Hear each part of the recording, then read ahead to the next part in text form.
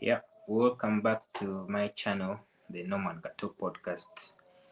I'm back with Oscar, a research journalist. Yes, this is the Norman Gato podcast, and we are here to preview all the games that are going to be played this weekend. We are going to give you match analysis, uh, preview, team news, and predictions. So keep it locked in. Remember to like, share, and subscribe. We appreciate everyone that takes their time to watch our content.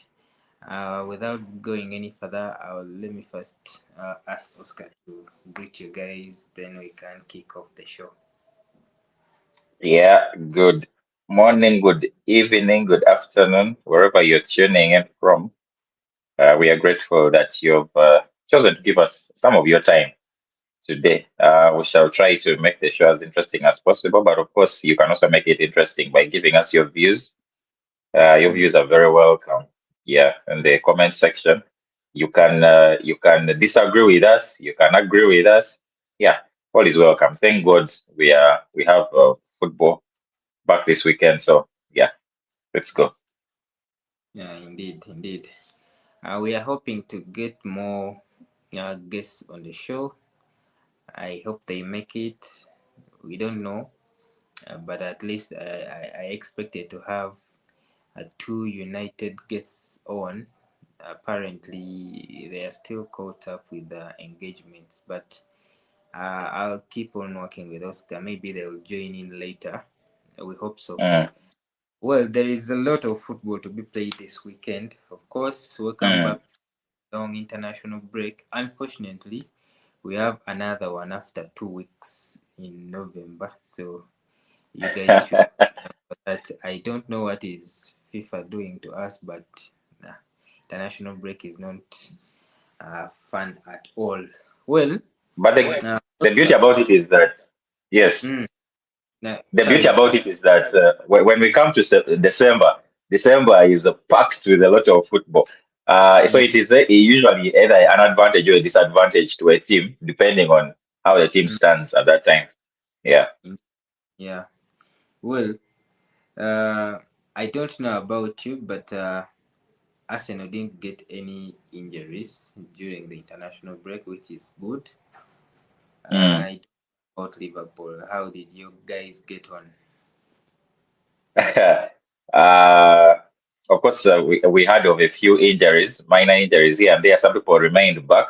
At least I know Endo stayed back. Mm, Nothing major. I had something about Konate. Uh, yeah, I'm hoping that he's okay and ready to take on to continue. Of course, him Gravenberg was also taken off during their game uh, on international duty. So it's still early in the day. So early in the day, I'm talking about early because the game is on Sunday.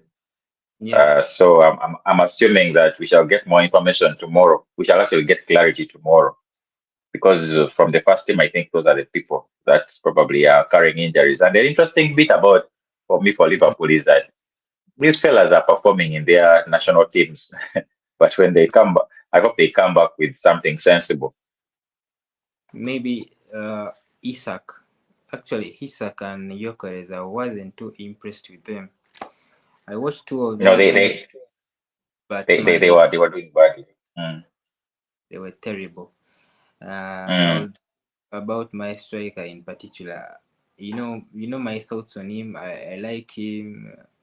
I trust him to get better, but he needs to step up, man. He needs to step up. I expected him to at least get a few goals in the international break because mm. they played weak opponents and they never won a single game. Him and Isak didn't impact the game at all. So I should say I'm a bit concerned because games are coming thick and fast. He needs to step up ASAP. He needs to step up, especially if Kai Havertz is coming back. I don't want him to be Mm. benched. Havertz, uh, honest. that's inevitable. That is inevitable. You see, I've Mm. told Arsenal fans, and I'll say it again also here. All the Yeah. injuries Arsenal got were injuries that were a blessing in disguise. Mm. It looks like it was taking something away from Arsenal, but I believe that those injuries were adding something to Arsenal. Um, I also told people that you can believe you can choose to believe Ateta and his people, but Mm. if there's anything that Ateta and his people have showed us over the years, is that number one, they'll always trust people like Odegaard, they'll always trust people like Havertz. So Yeah. with how Gyökeres has been performing, I guarantee you he wouldn't be playing 90 minutes if Havertz was around. I Mm. guarantee you, there's no way. Yeah, and I'm very confident. Arsenal fans might dispute this, but I'm very confident that Arsenal wouldn't have got Eze if Odegaard was actually performing, or if That is actually he didn't get an injury. If he didn't get an injury, so for me, that's where I stand in terms of Arsenal's injuries. In the past seasons, you've been getting injuries that have been letting you down. This season's true. injuries, the way they have started, these injuries are actually a blessing for Arsenal. So, yeah, maybe it's a good thing of things to come. So, Yeah, indeed. Maybe it's good, but mm. apparently, word on the street is Kai Havertz will be starting games immediately he comes back into the team. I know, So, I know, I know. It's expected. For me, I expect it. Yeah. well, you never know. He might perform better than we expect in this team, but he's coming back from a Mm. long injury. So, yeah, you don't expect him to hit the ground running, you know. But Yeah. we'll It touch is on. his team. It's his team. He knows his team. He has been in the team for a while, so I expect Yeah. him to, yeah, start off at least on a good note. Mm. Well, Yeah. the games are too many, but I think we will cover the big game of the weekend last, Liverpool Okay. versus United. So we are going to start with the ones that are playing on Saturday, with Mm, Chelsea traveling mm. to Nottingham Forest. I don't know. Is this the game that is getting Ange fired? Do you reckon? You see, um, yes, the owner of the team, Mm. wants to win, but you Yeah. see, he brought this guy in, and he's expecting to give the guy some time. So Mm. for me, I'm expecting him to actually, at worst, get a draw. I'm not expecting him to lose this game. Mm. Yeah, I'm not expecting him to lose this game. So with that said, the fact that Mm. he's at home, and Chelsea is not necessarily, you know, Chelsea is a team that is hot and blows hot and cold. Yeah. On the day when they find you weak, when they find you with your challenges, they will look like one of the best teams around. But Mm. when you guys are set and you guys face them, it doesn't matter either it's at their home or away, they always Mm. struggle. Same thing for me, them beating Liverpool that last game, it was not down to anything, in my view, that they just did the basics. Liverpool basically just handed everything to them. So for Mm. me, I'm not speaking from a point of bias, but I'm speaking of a point from a point of this is who they have been in the past two seasons. That team Yeah. still needs time. Yeah, I'm so, despite the injuries, I'm so convinced that if that team gets a defender, a centre back to organize the back and gets a proper keeper, Mm. it will be very hard to stop that team. It will be very hard to stop Chelsea because Mm. I personally believe that is their biggest issue. We would have said striking is also their biggest issue, but the thing is that they have goals coming from very many places. So it's not Mm. necessarily a big issue for them right now. So uh, for this game, I would definitely go with it. Nottingham Forest win or a Nottingham Forest draw or a draw. I can't give Chelsea a win in this one.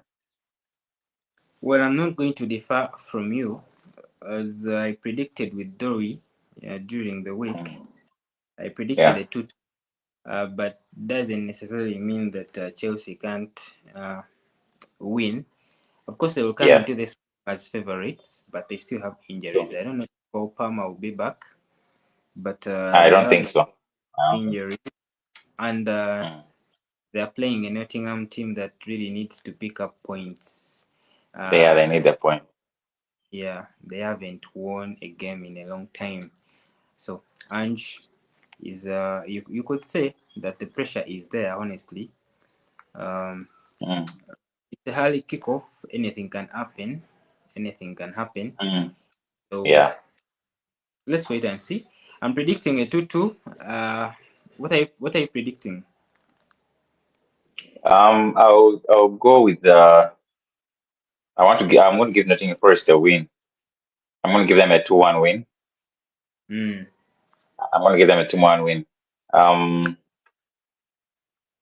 yeah, that's what I'll go for. I'm just trying to find out if Palmer is actually going to be available. I don't mm. think he's going to be available as per the news I'm getting at the moment. His It's injury still, is still, yeah, his injury is not yet healed.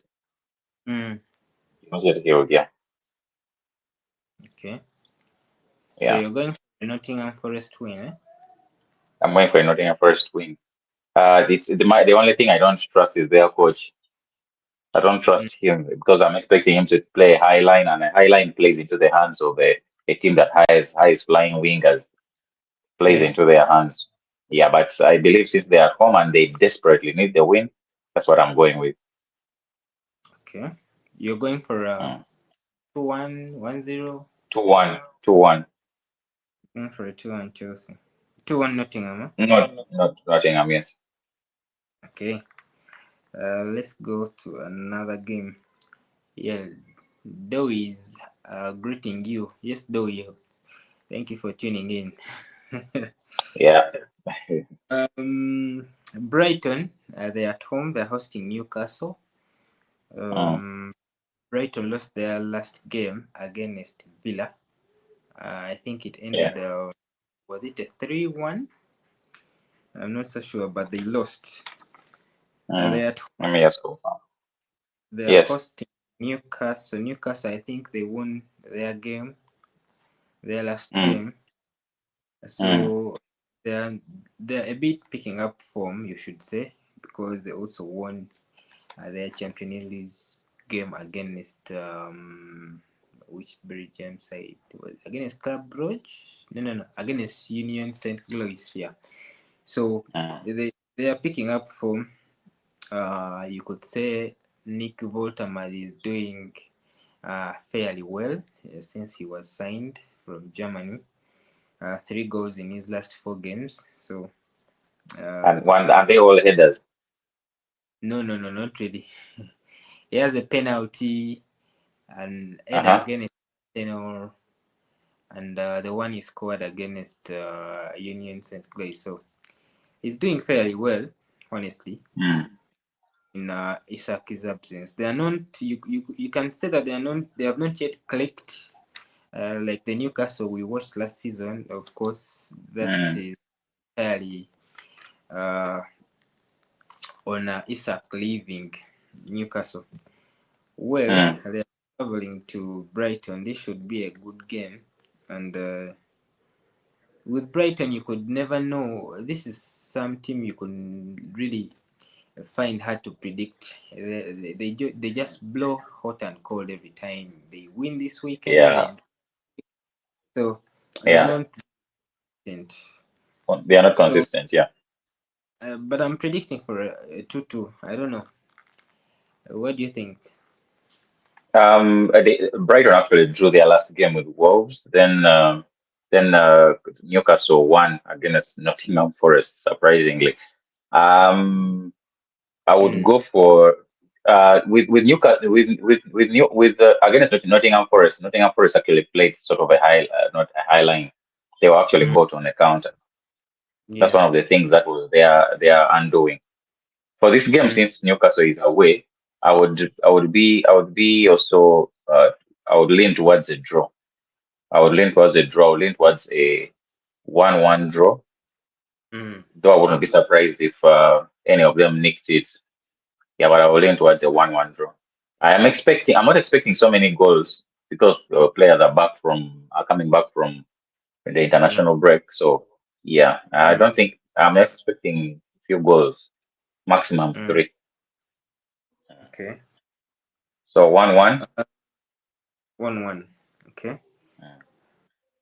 As we proceed, Burnley at home, Toughmore. They're hosting Leeds. That's a championship tie-up, so it should be interesting to watch. I'm expecting. uh, I'm actually expecting Burnley to win this one because really? they are both struggling. Mm, Yeah, of course, Leeds is not. Burnley seems to struggle more, but Leeds is struggling to score goals. mm. They perform better I'll at go with. home, unlike Mm, away. I'll actually Well, go with the 1-0. surprisingly, I'm rooting for Leeds United, so I'm going to go for a 2-1. Hey, okay, Yeah, okay, you're okay. going 1-0 Burnley, yeah? 1-0 Burnley. Okay. Um, moving forward, Crystal Palace at home. They are playing Bournemouth. Sorry. This is going to be a nice one. Liverpool done well so far this season. We expected Bournemouth to Mm, have a difficult campaign, but they proved anyone that things are not working the way we always expect them to work out. So they lost a few mm, players. Actually, they lost yeah. the entire back line with the keeper, but they have Mm, done incredibly well. They are mm, playing Palace away. I don't know mm, what do you, these are, but actually these are two coaches that have really had news moving around them. Oliver Glasner and Raiola. yes. Yes. Yeah, potentially these are two targets that can replace Amorim at United. Amorim is not going anywhere. Amorim is not going anywhere. I'm sorry, but he's not going anywhere. Yes. Well, Bournemouth, they Mm, are doing well.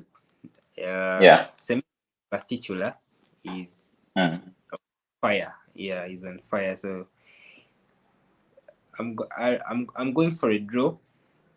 Honestly, mm, going for a 1-1. mm, I don't mm. see Palace beating Bournemouth at home, I also don't see it happening, so of course I wouldn't be surprised. And I would also go for a 1-1. and they had so many international players away, so Mm, fatigue can be uh, of an effect. So you're going for mm. a 1-1. Yes, 1-1. Okay. Manchester City at home against Everton. Apparently Ryan Chuck is back. Aitner is back. Mm, Rodri should be able to get involved at some point in the game. I don't know, mm, but mm, it seems the City are getting most of their players back fit. mm, Erling Haaland, we know, is on mm, form. He mm. has 8 goals already, 8 or 9 in the league. 9, I think. Let me just confirm. They are 9. I think I saw 9 it. goals. Yeah, they are 9. Yeah, They're the at home. next is Semenyo is 6. We know Everton is stubborn, but Mm, I always think that they play better at home mm, than away. They are playing a City team that is picking up form. You should mm, say they won their last 3 games. mm. Uh, Maybe if we can get any surprises, but I'm seeing a routine Manchester City win 3-1. You're leaving out a very big component in Mm. this. The big component is Grealish. Grealish is not playing the game since he's on loan. Yeah, Isn't he on loan? actually, yeah, he's on loan, so this is his parent club. They will miss So him. he's not playing. So Yeah, basically, it's just going to be yes, they will play hard and all that, but I'm expecting a City win 2-1, 2-1 or 3-1, but I'll go with 2-1. 2-1. Huh? Yeah, Okay. They have a few players that can cause City problems in Yaya. that's true. That's true. And for me, the thing I love about them, for me, any team that has there's some particular there's a particular way I love football to be played. So Mm, when I see a team that has midfielders that give their all, they do their job. My job is to defend. My job is to protect the back line. My job is to press. And I see a mm, midfielder doing that. Even when you're beaten, I have no big problem with you. So that midfield of us of Everton, they die for the shot. They are hard. They go hard, and I love that about midfield. When a midfield is soft, man, it's really mm, very painful for me to watch. It is it is hard. It's hard for me to appreciate it. So yeah, I mm, love their midfield. Yeah, they can hurt you. Beto is not yet hitting his form that got him goals last season. But yeah, mm. anything can happen. Though I am really expecting City to win this one. Yeah, me too. Mm, mm, Going to Sunderland will be hosting Wolverhampton. mm. Vitor Pereira needs to start winning games, honestly. Yeah, Uh, Otherwise, he's in danger of getting fired. They are in the relegation. I think they drew their last game. I think so. they I might think actually they might actually be the last. yeah. So yeah, they drew their last game against Brighton, right? 2-2. Mm. Yeah, 1-1. It was 1-1. It was 1-1, Brighton right? scored. Yeah, Brighton Mm. scored towards the end. Yeah, I remember Van Eke equalized for Brighton. Well, they are playing a stubborn Sunderland who perform Mm, really well at their stadium. Of course, Sunderland lost their mm, game against United, but they're at mm. home. I think Granit Xhaka and his fellow should be doing enough to win at home. I remember telling you Sunderland are doing all the right things, picking up points early because as the season Mm. moves, things are going to get tougher and tougher. So I think this Yeah, should be one of the games they should pick points from. yeah. I Mm, yes, I'm expecting them to. Of course, the expectation is for them to get maximum points, but I'm giving it a draw. I'll go with a 1-1. looking for a 1-1. Yeah. Yeah. Um, Arsenal travel to Craven Cottage to play Fulham. Yeah, this Mm, is another London derby, a tricky one. This mm, fixture has been one of the bogey fixtures for Arsenal for the last 2 seasons. We haven't won there for the mm. last actually. Yeah. For the So last one, for the last 2 years, we haven't won away at Fulham. It's crazy. that's interesting news. Yeah, but I like the fact that the team at least they have managed to turn these bogey fixtures into points. They won away at Newcastle. They had to fight for that one. And Mm, as I always say, if you're going for a title and you want people to take you serious, these are the fixtures you should be really uh, yeah. winning. Yeah, I'm not saying that it's going to be easy, but yeah, it is Mm, fully expected to go there and pick all 3 points. Of course, they will be missing Martin Odegaard. We all know he's out, I think, till November, late November. But we have Nkapia back. Kai Havertz is not ready. Jesus is also coming back in November. But to do they what? sorry, Jesus is coming back to do what? to be involved, to play a part.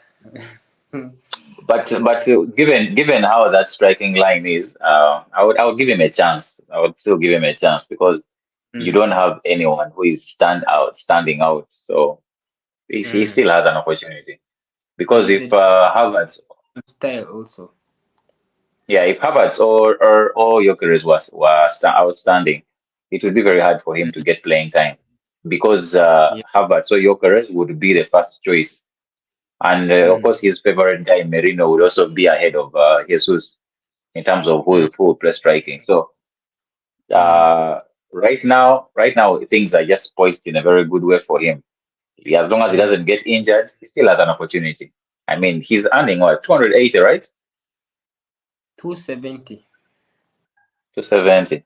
Man, for someone to be That's a on the sick bay almost more than a third of the time he has been of that contract, man. Anyway, I mean, you're never sure, but it's yeah. I think the way things are right now, he still has an opportunity. He can still mm. provide something for us. Yeah. The striking department for Arsenal is very interesting. Mikel Merino, who is naturally a midfielder, is Mm. outscoring every. And whenever we Yeah. break the national break, scores two plus Mm. goals. Two. So it's Exactly. And you see, I'm not even going to blame Arteta when mm, Arteta decides to actually play him there, because at the end of the day, it's about goals. Have yeah. I won the game? Yeah. Mm, If the person I'm expecting to score is not scoring because of one reason or the other, but then a keeper or a defender or a midfielder is scoring, I mean, I will mm. put that midfielder or keeper always in front. Yeah. So all is good. The only problem is that I believe it will catch up with Arsenal. You know, I'm a- when when I when te- ask you. This goes out on Gyökeres in particular. I was speaking about Mm, him when I just started the show. Him and mm, Isak. You will talk about Isak in but so I have to talk about Gyökeres. yes. I watched the Swedish games, the two games they played, and Mm, I was interested to see Gyökeres' performance, and I'm telling you, he was far from impressing anyone. He had a terrible game, terrible. mm, His move off, the touches were off. He looked out of place. Sweden mm, plays 4-2, and you expect him and Isak to thrive in that formation because it's more of a transition formation. But they didn't perform well, and they were playing. They mm, played Kosovo and who who did they play? But they didn't win both of the games. And these two mm, guys never really impacted those games at all. mm, To me, I'm a bit concerned because we brought Gyökeres to give us goals, and mm, I don't think we are at the point when we are going to wait for someone to come good. I don't think so. The team is mm, past the stage now. People have to deliver. mm. Well, this is where I ask you. He's getting a lot of heat. I don't know if you notice on the internet, particularly is the Social media. if you Social media. feel Social media are the best coaches. Uh-huh. Yes. if you feel that Florian Wirtz is getting criticized, Gyökeres is Mm, crucified. I'm telling you, whenever I mm, open Twitter, it is Gyökeres trending around. I mean, mm, mm. is he uh, unfairly criticized? Do you feel that uh, all this fire the criticism is getting, is it fair or people are just blowing everything out of proportion? To me, I believe football is a game of results. That's what I believe. When the results are coming in, even the critics will shut up. You'll get more of praises than haters. So whatever you're doing, it is whatever you're doing in football. Yes, it's a team sport, but you as an individual, you get hits coming your way, depending on what you're delivering, the results that you're producing. Mm, Joker is particularly in that Arsenal team for goals, but he's not delivering the goals. Now, mm, we can point at very many things. We can point at is he getting the opportunities, or we can also point at him, is he moving the right way? Is he doing this or that? I've said it time and time and again. Gyökeres, the way he plays, he will never adapt to Arsenal. mm, Arsenal is a team that has people that interchange positions. Gyökeres is a nine, pure. Put him on the wing, he will die out. mm, Gyökeres is a pure nine. So, meaning that the fact that he's a pure nine and is someone who doesn't necessarily dribble with the ball, and I'm talking about dribbling. I'm not talking about running with the ball like how you would say Haaland will run with Haaland, not a dribbler. You get yeah. Haaland. Give him the opportunities, and he will bang them in. Same thing with Gyökeres. Give him the opportunities, and he will bang them in. So, in terms of is he moving well, or is the team trying to adjust to him? Arsenal will have to adjust to actually make him perform. I believe that there are opportunities that probably will show up when he's on the pitch. That I believe that Arsenal should take advantage of them to try to hype him up. Things Mm, like penalties. When a penalty is on, why is Saka taking that penalty when you're leading the game? mm, Saka should give him that penalty. That is my personal view. That is something that is subjective. I believe Saka should give him that penalty. Allow the guy to build confidence. Because my main issue, my main, I believe the main reason he is actually not performing right now. He's in a new team, yes, but his fitness, I believe, is already there. I believe mm, his fitness is already there. That's what I believe. But now that confidence, because when you watch this guy in Sporting Lisbon, there was this confidence. He knew that I'm going to score a goal. I mean, that thing happens to, I believe, almost every player. So for me, I believe that his confidence is really not there, and social media doesn't make it any easy. Not everyone is built the same way. Everyone cracks in some way. Every player will crack at some point in some way. But I believe on the side of Arsenal, opportunities will show up. I mean, if he's struggling, the players are there for him. When there's a penalty, you're leading like 2-0. Come on, why don't you give the guy the penalty? So subtle things like that. And, try to put for him a sitter. Try to play to his strengths, things like that. I believe mm, that slowly by slowly, Arsenal will actually, I mean, Gyökeres will actually, what? It will actually get there. People may not know this, but I'm one person who is rooting for typical nines to come back into football. I really don't like this thing that people play these days of changing roles and making things. A striker is expected to make assists. Then a defender is judged based on his moving forward. I mean, come on. I don't like that. So I'm actually rooting for Gyökeres. I'm hoping that actually he will improve. Of course, it will be something that will happen with time. But for me right now, I believe the confidence is low. Social media, of course, won't make it easy, but I think with time it will be better. mm, definitely. Yeah. Well, um, he needs to score goals. Honestly, he needs. Yeah. Otherwise, he'll find himself dropped out of the team. Yeah. And Um, people like Martinelli, yeah. yeah, people like Martinelli are performing through the middle. People like Merino are performing through the middle. When Havertz comes back and he starts performing, me, it would not surprise me one bit if Mm. Arteta drops him. Yeah. Maybe Because he Arteta, needs it. Maybe he needs it because ever since he made his debut, he has played each and every game, besides the Carabao Cup game. So maybe he yeah, needs uh, to start on the bench some of the games, and yeah, he just gets on it later on. that's But true. yeah, That's true. we are playing Fulham. I don't expect this game to be easy, Mm, but there are no excuses, man. The team has to pick points. The team has to deliver. yeah, So that's I'm true. going to go for a 2-0. Okay. Yeah. I'll What about I'll go for a 2-1. I'll go for 2-1? an Arsenal 2-1. Yeah, I'll go for an Arsenal 2-1. I expect this game. Number one, I'm Mm, really hoping that the officials have nothing to do with how the results go. That's what I'm really hoping. But mm, if that doesn't happen, if it happens that way, then how Arsenal starts this game and when the first goal comes and who scores the first mm, goal is going to make a very huge impact. If it is Fulham that scores the first goal and they're scoring it late, Arsenal is winning that game. mm. The best they'll be getting will be a draw. That will be the best Yeah. they'll be getting.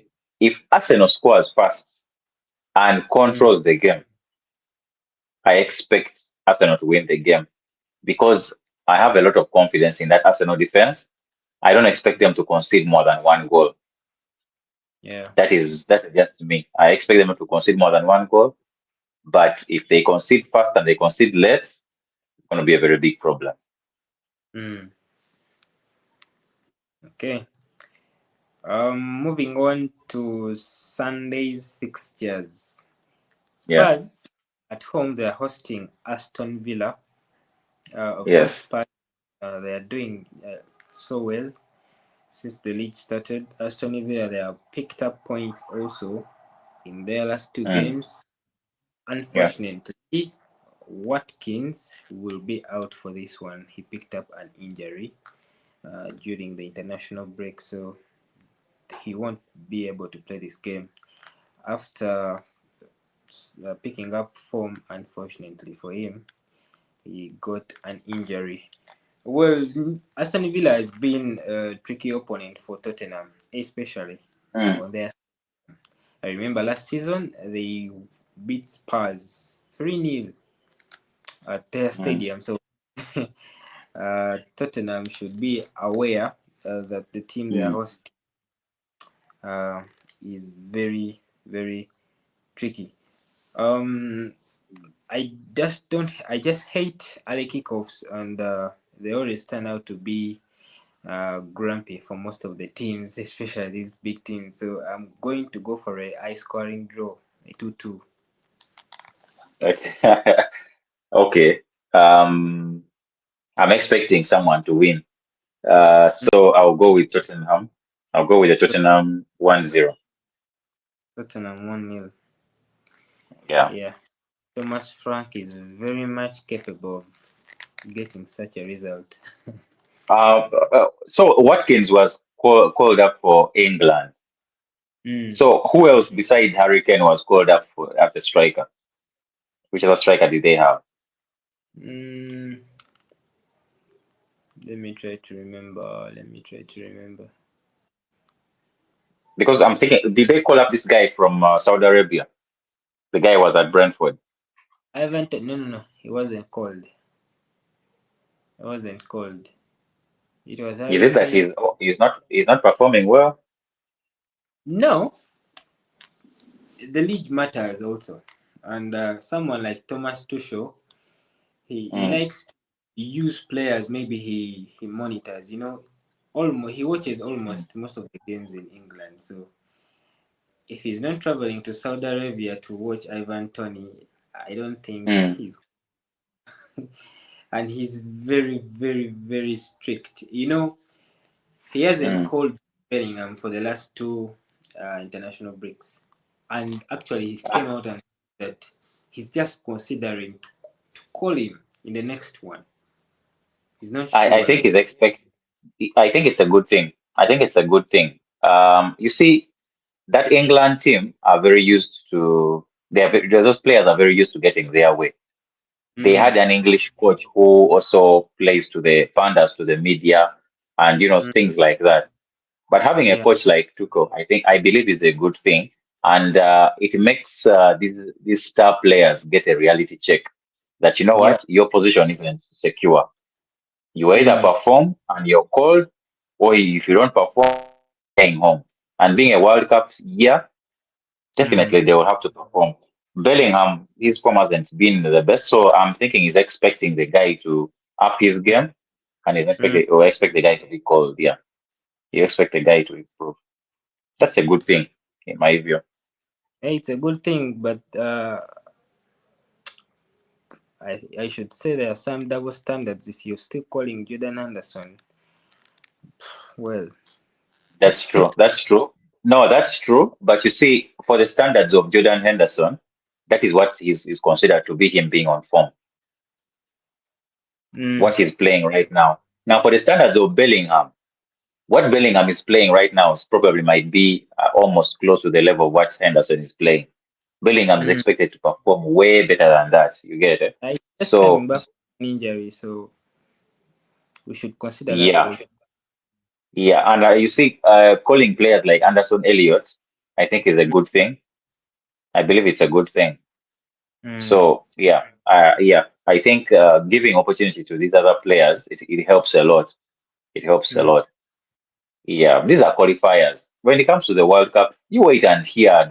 You'll hear the noise that will be made because I'm sure there's going to be a lot of people.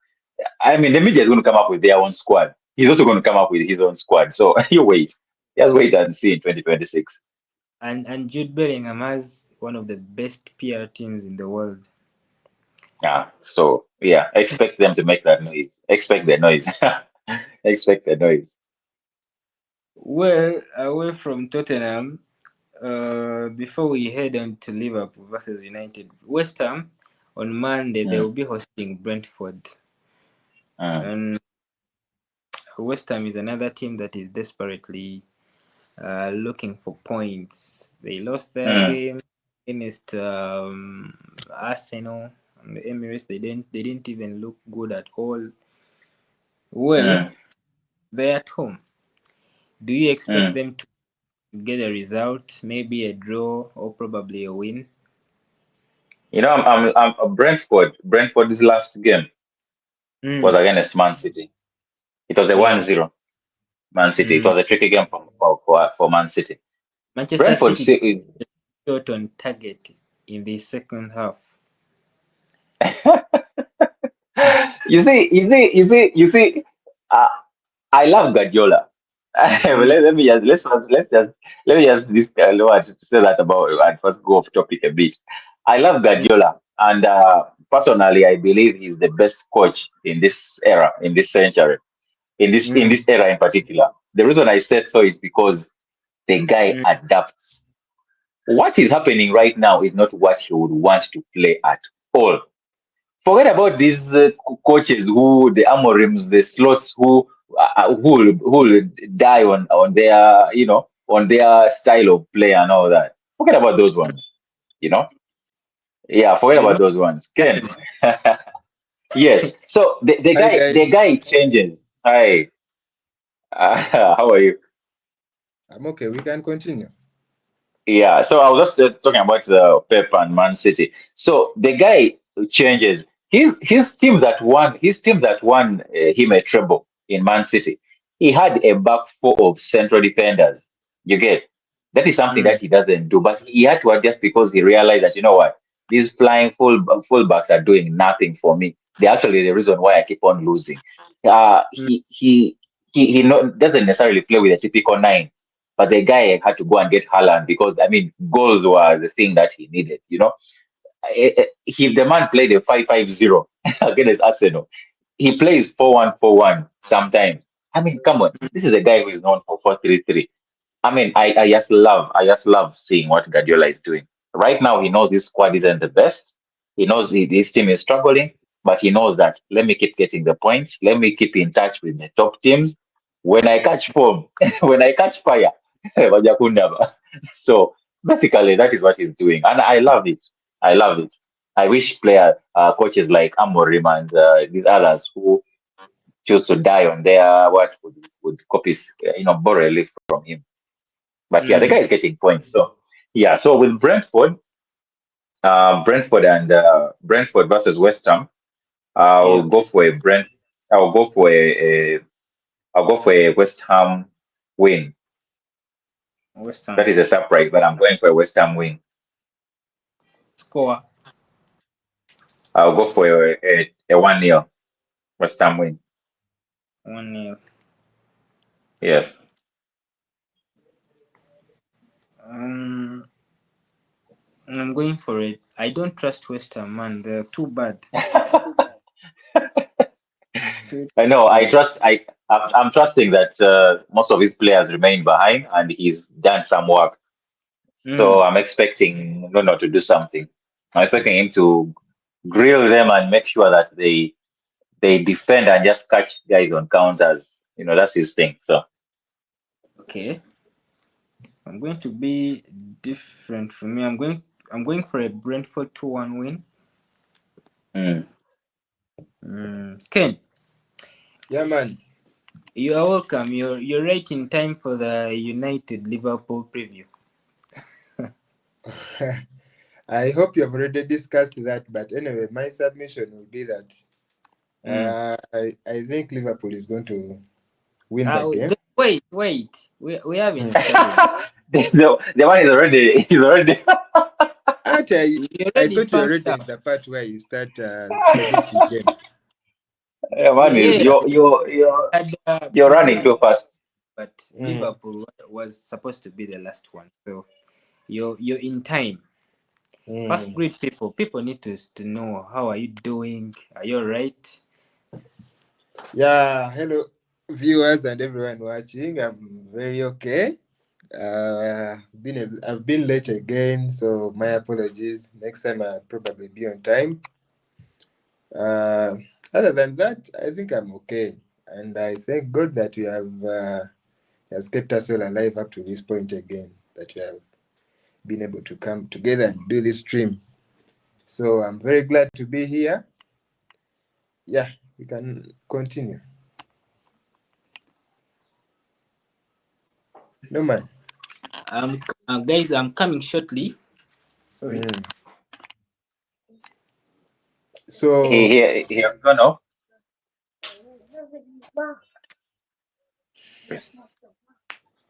Okay, you so bring. Oscar, Yes, why do you undermine? You said you predict West Ham to beat Brentford, eh? I'm expecting West Ham to beat Brentford because I think they have a coach who is more defensive, and Mm. they are not going to be just easy to tear into because they were just so easy to go through. You know, teams were just tearing through them. They were making so many mistakes. So my assumption is that And they at least weren't scoring during this, goals. yeah. So during this international break, I'm expecting Nuno. Not all his players, I believe, went for the international break. So the ones that stayed behind, he made them do a lot or do serious work. And yeah, I believe that he's going to. I don't expect Paqueta to start the game if he's that's did he go for did he play for Brazil?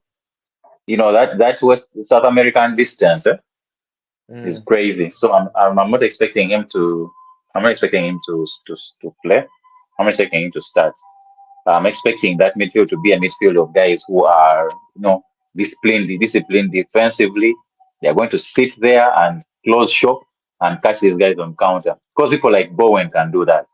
So that's what I'm expecting. That's why I gave them a chance. Beyond the fact that they are at home, I'm expecting them to try to, play to the crowd, from advantage. Yeah, I also think West Ham is going to bounce back with this game. Mm. Brentford has not been bad, but personally, I also think Nuno is a very smart coach. He's proved that in the past with the teams that he has coached. Especially defensively. Mm. Especially Yes, defensively. exactly. And even me, like at some point, I was like, these guys have got, because for me, I really think he's a good coach, and he has proved that over and over. And yes, West Ham is not the worst team. Yes, they're bad, Mm. but they're the worst team. So I believe he can turn around things, and he has had the advantage of this short international break. So he's really going to Yeah. cook something with his team, try to figure out what was wrong, and then he's going to bounce back. And I hope he will at worst. I think he can get a draw from this game. But my Y- prediction is You know West this. Ham winning. With this Brentford that we are praising, that Brentford is actually close to the relegation zone also. Yeah, Yeah, it is. but are we surprised? Yeah. No, you see, the way they were playing, people would expect them to be around where Sunderland is. But I mean, They, come on. they beat poor United team, man. So If you watch that game, you uh, know where the problems came. Eh? Our goalkeeper was just giving in all the goals. Every shot that would come at him, he would just accept and believe and oh, say, "This one, let it go." But why aren't you I feel speaking like about now that lives in our goal is sorted, we are gaining momentum, and we shall be Oh, back slowly. Kane, after one game, your goalkeeping part it is sorted now. Okay, No, we changed okay. the goalkeeper. Obviously, you saw that. I wouldn't say it is sorted. He still has a lot. He still has time to grow. But Mm, that keeper is better than what you had. I, Really? exactly. I honestly, after one game, that one game was enough for me to know that that keeper is actually better than what they had. Okay. Exactly. because there's no way those air duos that were flying in. There is no way Bandir was going to win those air duos. That guy was winning air duos. He was commanding the air. So for me, that was one of the things that was enough for me to say that, you know what, this guy definitely should start all the games. There is no way Mm, that he's going to stay on the bench. He's not necessarily. I've not necessarily not seen anything that says that Yeah, yeah. he is at his best. He's still young. He has a lot to improve, but his stats alone say a lot mm, about him. And what I watched in that one game, for me, it was enough for me to believe that, you know what, this is a player that needs to stay in goal, keep in goal, do his thing. The only thing is that if he makes a mistake, how he's going to mm. handle it? I mean, that thing can get to you. Eh? So Yeah. the only thing is that if he doesn't make a mistake, I expect him to do better than perform better than the other keepers you had. Well, moving on to that game, Liverpool Mm, United. mm, I'll start with you, Ken. There's a lot that is being talked about. Ruben Amorim getting an extended contract. What is going on there? We were hoping that you guys are looking to get a new coach, but then the reports that are coming out, you guys are preparing to give this guy a long-term deal. Where is the basis of all this? The team is not performing necessarily well, and you're looking to trust the guy to take you forward. And maybe they are looking at Ateta at Arsenal and saying, Ateta had a difficult time, but the board trusted him and changed things. Do you think that is why they are giving him a new deal? Now, of course, Sir Jim Ratcliffe came out, I think, last week, and he made those statements that he's Mm, going to add, is going to extend, is given Amorim mm, a benefit of doubt for at least 3 more years because he mm, thinks that things cannot be changed overnight. Okay, that is what he said. But you also have to look at his point of view because he's a businessman, obviously, and mm, signed a coach, and they've given him a contract for like 3 4 years. So mm, uh, sacking him and getting a new replacement, and then you do the same. In his point of view, would be a loss. Okay, like financially, that is a loss. But mm, then for a team like United, we have standards. Of course, now those standards have been since lowered. But I believe if the performance consistently gets bad and we continue performing as we have been performing, trust me, those 3 years can be overlooked and they sack him. That is something that you can't even question because if we go on to lose against Liverpool, we go on to lose the next game, then we lose and lose. Trust me, they're going to sack him, even after making those statements. So for me, I don't feel like those statements actually mean anything because if the team keeps on degrading and we are not going anywhere, because what if we get relegated? What does that mean? Of course, mm, he said those statements because he's also hoping that maybe that could put in more confidence in the team. Maybe disregard all the players that maybe thought that they were not performing at full potential because they want maybe the coach to go. Of course, we have some players who are like that. They don't perform to full potential, maybe because they're trying to sack the coach. I've seen that in the past. But him coming out to make those statements, I think he can, with those statements, maybe can help to strengthen the bond between maybe the coach and the players and even the fans, because a lot of fans obviously wanted Amorim to go. But now, after those statements, maybe they can be like, this guy is not going anywhere, so let us support him anyway. You get. So mm, that alone helps to cool down the pressure from the fans. mm, But there is no doubt that if you keep performing badly, you can obviously be sacked. Because you have seen coaches being backed. The board comes out. I mean, Edu that those guys come out and say we are backing this guy, but they sack him after like 2 weeks. So trust me, if we go into this Liverpool game and we come out beaten 7-0, that guy is not going to see the next morning. You I get? don't So think the result will be like I'm that. telling you, this is United. And there are some games that actually, if you look at the previous coaches, if you'll find a pattern that most of them were sacked after Liverpool games. Liverpool games, such Mm. games, when after being embarrassed, they just lose it and sack the coach. But So I don't your believe last that those two visits, movements are going to change did, anything. you've done fairly well on, Mm. on your last two visits. I think there are two draws, right? If I'm not wrong. Mm. There's a 2-2, there's a 0-0.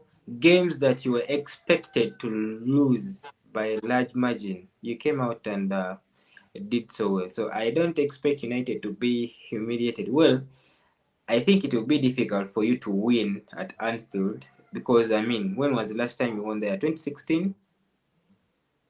Yeah, 2016. That was a Wayne Rooney goal. So the record there isn't necessarily good. But Liverpool, on the other hand, they are not looking good either. They have had a terrible uh, last two games in the league. And if you had on the Champions League game, those are three games without uh, wins.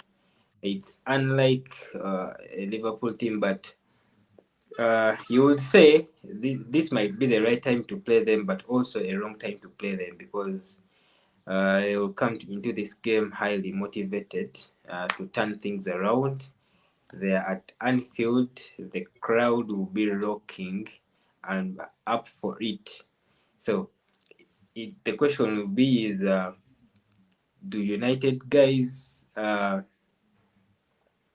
up for this one? Are they ready for all the intimidation, the aggression, the tempo? Are they really ready to compete? What is going to be the approach? Is Amram going to set up as an underdog or is going to go toe to toe with Liverpool? So the questions are so many, but I feel if you guys come to this game uh, playing in a way, the way you've been playing of recent, yeah, you'll be annihilated. Your approach will be playing like an underdog and maybe catch these guys on the break because I don't expect you to win the midfield battle. You don't have good midfielders. Even though Liverpool has a poor midfield of recent, but United never really look good in the middle. It doesn't matter who he plays there. Who do you expect to play in the midfield, Ken? In our midfield, I think Casemiro is going to start alongside Bruno. That's my But he opinion. was away. Casemiro was away for international break. Do you expect him to be fresh for I this one? expect him to start.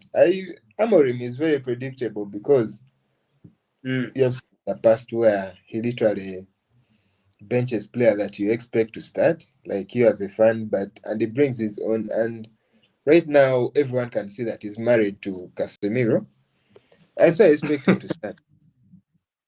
Yes, Mm. You, yeah, and we your don't have screen, your very screen good has options. blacked out. If you look in the if you look at that position, we do not have very good options, because the other option is obviously Ugarte and Maino, who is a number 8. So Bruno is a constant. He has to start whether he played international or not.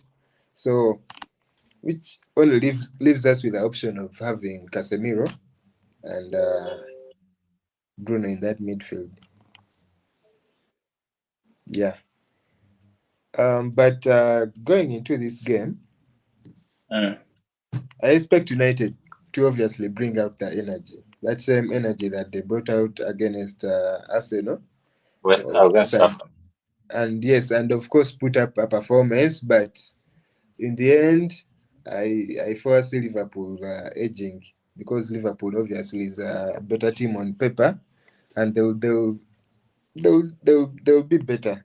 they'll be the better team and they'll probably go on and win this game. Okay. But if Yeah. I'm not speaking as just a football lover, just an analyst on this, Mm, I believe that it's not a foregone conclusion. If there's mm, anything, Liverpool beating Manu, the 7-0, the 5-0, those ones were like abnormalities. Eh? yeah. I'm expecting actually Manu to put up a performance. The midfield, I'm expecting Manu to come up with, unless Amorim Shep surprises us. I'm expecting him to start with either Mino or Ugarte alongside Bruno, and then Mm, he will add in other players.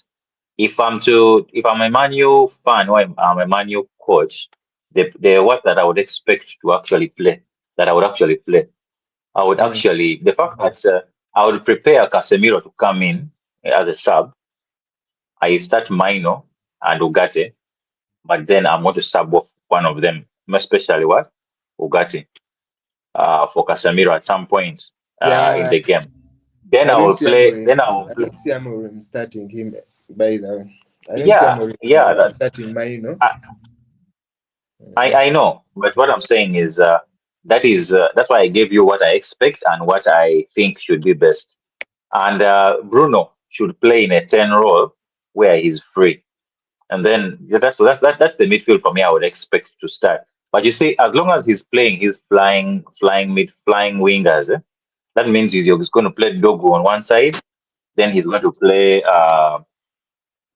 one of the other guys, either the Moroccan or Dalo, one of the two. He'll play them that side. And for me, I would really expect him to have played. If he's not playing Euro in the middle, play Euro on one of the wings. Play Euro on one of the wings. That would be my view on that Manu team. Yeni Euro Yeah. Mm, mm. as a Yeah, that fullback, wing back. No, you Euro is a see, center back. uh, this is the thing this is the thing in my view. Manu is not coming to go attack. That's what I'm expecting. If they are to come to attack, I'm expecting that maybe they are going to play their 3-4-3, and it might actually be to their detriment. That's what Mm. I'm thinking. So maybe if he comes in a cautious way, expecting, maybe he will change maybe as the game goes on. I'm expecting him to close shop, and first defend, first close. Know that Liverpool is going to play a lot on the wings, so close off the wings. So then, yeah. So that's why I'm thinking that if you're playing delete in the middle and Euro, no problem. But if you're playing Maguire instead there, then in my view, Euro has to be on that pitch, either as a wing, or what, someone on the wing who is not necessarily expected to move that much, or he's playing in the center as a center back. That's my view. Ken, Yeah, man. is Lisandro Martinez back? I've seen pictures of him training, but he's not yet fit for matches. I think he Mm. still has a couple of weeks before he can come back and start starting games. And Mm. for me, my centre back preference right now is Delete and Euro. But over time, we have seen Amorim choosing to start, Maguire to start these other guys ahead of Euro. Mm. And personally, I can't tell why. You know, he's a coach and he Mm. has his preferences. We all know that Dalot has been shit, but he literally starts Dalot almost every game ahead of, Mm. Mm. and He's sometimes even Portuguese. plays him in different positions, like in unnatural positions. Ken, Okay, and he plays him this side so that he can accommodate both of him and Dogu, and then on this side have Ahmad to roam on mm. that side. But Ken, um, Dalot, personally, for me, I wouldn't be starting him. Neither would I be starting Luke Shaw because I feel like these other players have shown that they can work better than those mm. options. But at the end of Was the day, was Luke Shaw called? Was Sorry? Luke Shaw called to the international team? No, he wasn't. He was not. To do what? It would really be a joke. I'm telling you, man. For me, the fact that he's even playing for United right now, it's just a shocker. It's just a shocker for me. Ken, And surprisingly, sometimes when he comes into games, he gets an assist, and people start saying, this guy is good. When he's shit. no one talks about So, him. Eh? yeah. So this game, surely, if you are to put up a show, we have to come very strong and put in our best players, because teams like Liverpool, you do not want to make mistakes in the defensive area, because Mm. these guys have runners. They have very physical players. You make a Mm. mistake in your Which defense, this physical? Salah is going to score you. You get, so we can't. What am I talking about? I'm talking about Liverpool. Okay, Liverpool Liverpool from the FC. past. I have not been watching all the recent Liverpool games, and we When you say just physical struggled. and you say Liverpool, it is those words don't go together. Okay, they're not physical. They were fast at least previously. Luis Diaz, all Yeah, those guys first were I fast. would say first, If you misplace a first, pass, you first. know they're going to score you. That is what I was Yeah, trying first up to front. insinuate. Up front, the players are very fast. Yeah. Yeah, that's what okay. That's what I was trying to say. Not physical, like as in they knock you away. You get But Mm. welcome Chiri, Clinton, Keda. Thank you. Sorry, I'm Yeah, late. this is my guy from way back, and he's a strong Liverpool fan. So we have two Liverpool fans against one United guy now. You did. Yeah, and you've come on the right time because we are now discussing the Liverpool versus United game, Mm, So we can't wait to hear your submission. But I was still saying mm. that coming into this game, United has to present their best defensive players, because with Liverpool, if you mess up, man, those guys are going to punish you. You get. Mm. I don't know if I don't know if Isak is going to start. He has been struggling, but I hope maybe he has improved during this international break. You get. Mm. I hope. I don't know if he has. I wish he has not improved, but if he has improved, then we are going to differ, because that is one person that you don't want to misplace a pass. Is actually you have been talking about Liverpool attackers not being physical, but I think Isak is physical. If you saw He, that, is No, he he is. physical? Against defenders.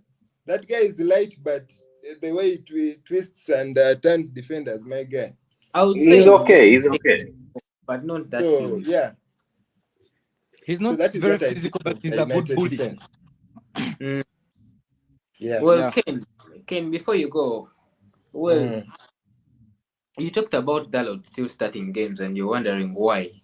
Uh, I don't mm. know if you had forgotten that he's Portuguese. So if the coach Yeah, is Portuguese, obviously. what do you expect? Mm. Well, Obviously, there's that sentiment. This mm, guy always has to start Portuguese. You get. Bruno Fernandes Well, has Gakpo is been still shit. starting for us, so Bruno Fernandes has been shit in some games, and he never gets substituted. Okay, and mm. he finishes. He plays 90. I think Yeah. Dalot comes and just does nothing the whole game, and you still see him. I mean, Mm, there's always that bias, but uh, mm. I guess we So have to what do just you get suggest? used to it. Mm. Do you suggest that one of the two should be dropped for someone else to come in? Between The question is who? Bruno Who comes? Fernandes and The question is who comes Dalot. in?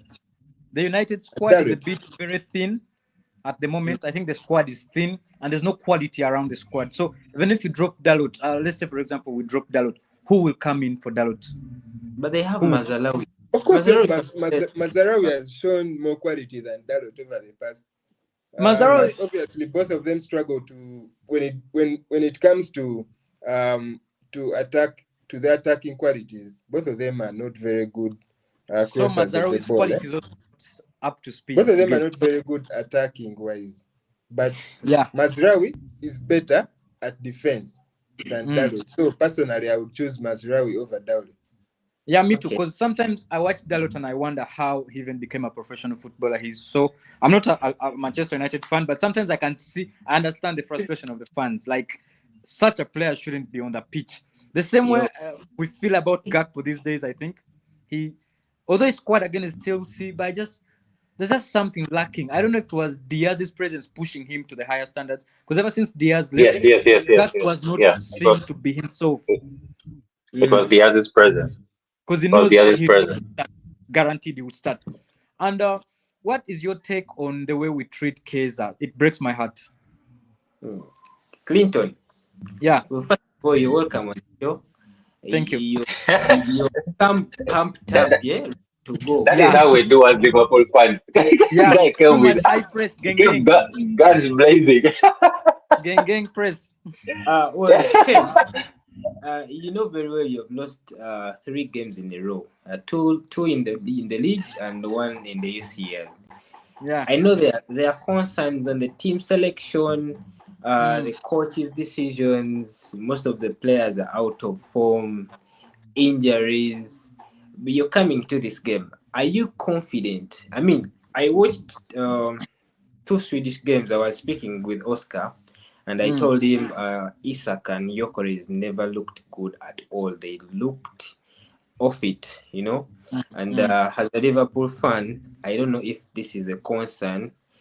Um, Me personally, I expect Ekitike to start this game because he didn't get so many minutes during the Mm. international break. I think he Mm. played 15 minutes in the last game.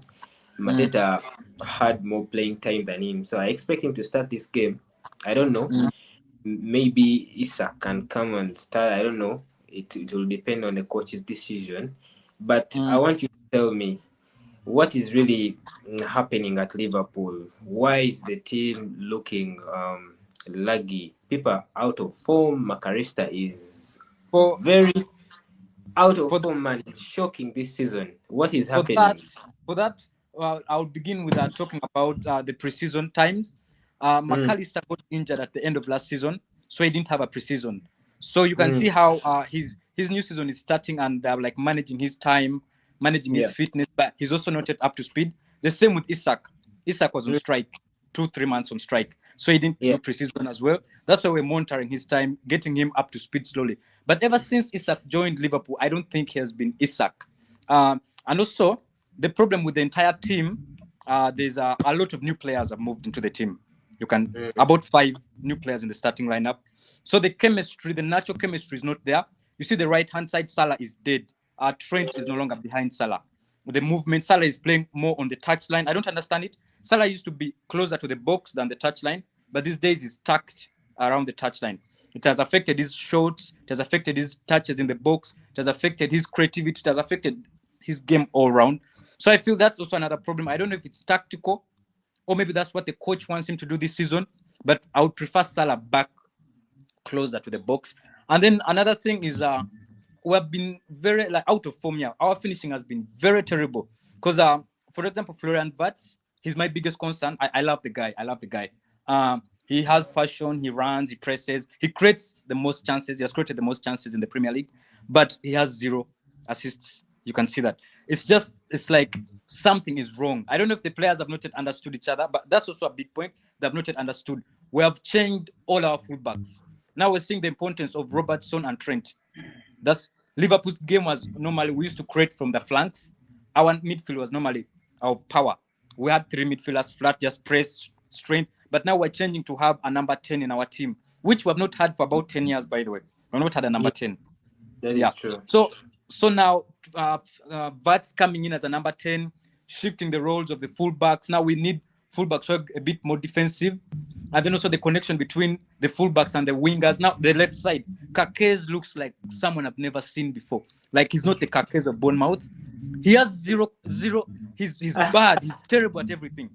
Maybe his defense is okay, but his creativity, nothing positive.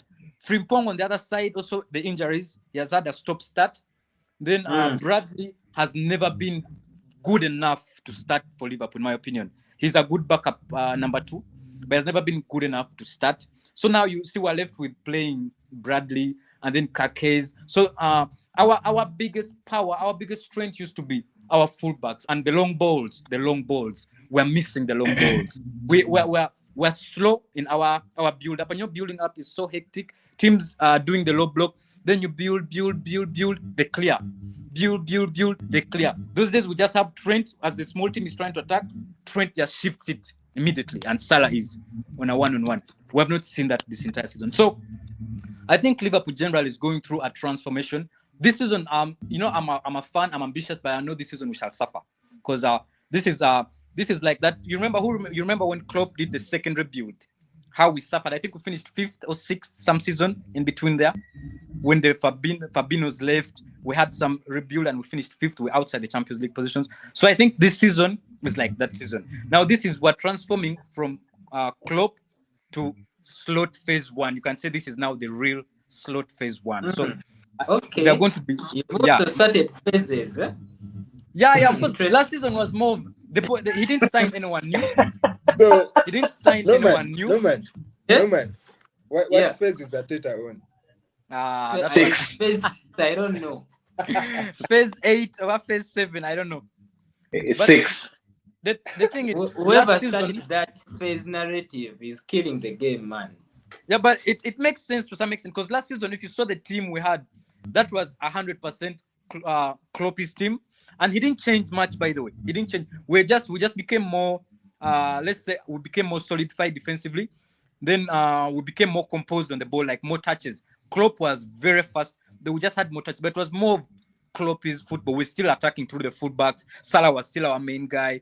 It was that through and through. But this season, if you see this season, we're introducing a number 10, which we have not had in 10 years.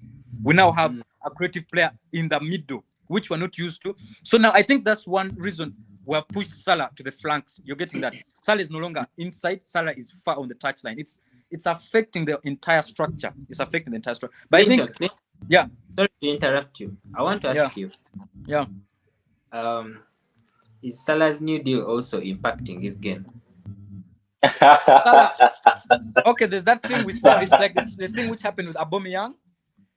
But for Salah's case, I don't think it's the new deal. I just feel like it's the system, the chemistry, and then he looks dull. He really looks very dull. And then, general, I wouldn't be happy if we're still depending on Salah right now. I feel like I understand what he's going through, and for me, I think it's good because it's now giving us options. It's now giving us a reality check that Salah's time is numbered. He has very little time with us now. Maybe a season, you get. So we should, as a team, we should be moving on from Salah as a team. That's why I don't even be mad when I see Liverpool played and then I see the way Salah played. The man has done a lot for us. Last season, he single-handedly gave us that league. So I feel like we should be looking for right wingers right now because we don't have any natural right winger in the entire squad apart from Salah. So even if Salah has a bad game, we can just improvise and put someone there. Not natural. Last time we played Frimpong in that position against Galatasaray because people were saying Salah was the problem. So the coach dropped him, started Frimpong, but still nothing changed. So it's not a Salah problem. It's the team. And also, we should move on from him. He has done enough. Whatever he does, he deserves it. He deserves it. That's what I think. The team should move on from him now. Do you know, you actually signed Frimpong, but he isn't good defensively because even at Cruzen, he was flourishing as a wing back. Do you know at Netherlands, he plays as a winger? Yeah, I know that. Because they know he can't defend. As a matter of fact, he can't play ahead of Timber or Dumfries. So, but lucky for us as a team, we have never succeeded by having a defensive number 2. I mean, we all know we had Trent, who had even bigger defensive troubles than Frimpong. All we just need from Frimpong is to get in touch with his attacking powers. We understand he's shit at defense. We understand that. And we accept, we're used to that. Konate knows how to double shift. We all know that. Then we have our number 6 normal also double shifts around that number 2 position, which used to free Trent further in front. So we can still do that. We just need Frimpong to produce Trent creative numbers. Trent, although Trent never used to maybe make the direct assist, but you would see the second last pass would come from him. So that's how important he was. Even if it wasn't the assist, it's the second last pass. It's an important pass in the build-up.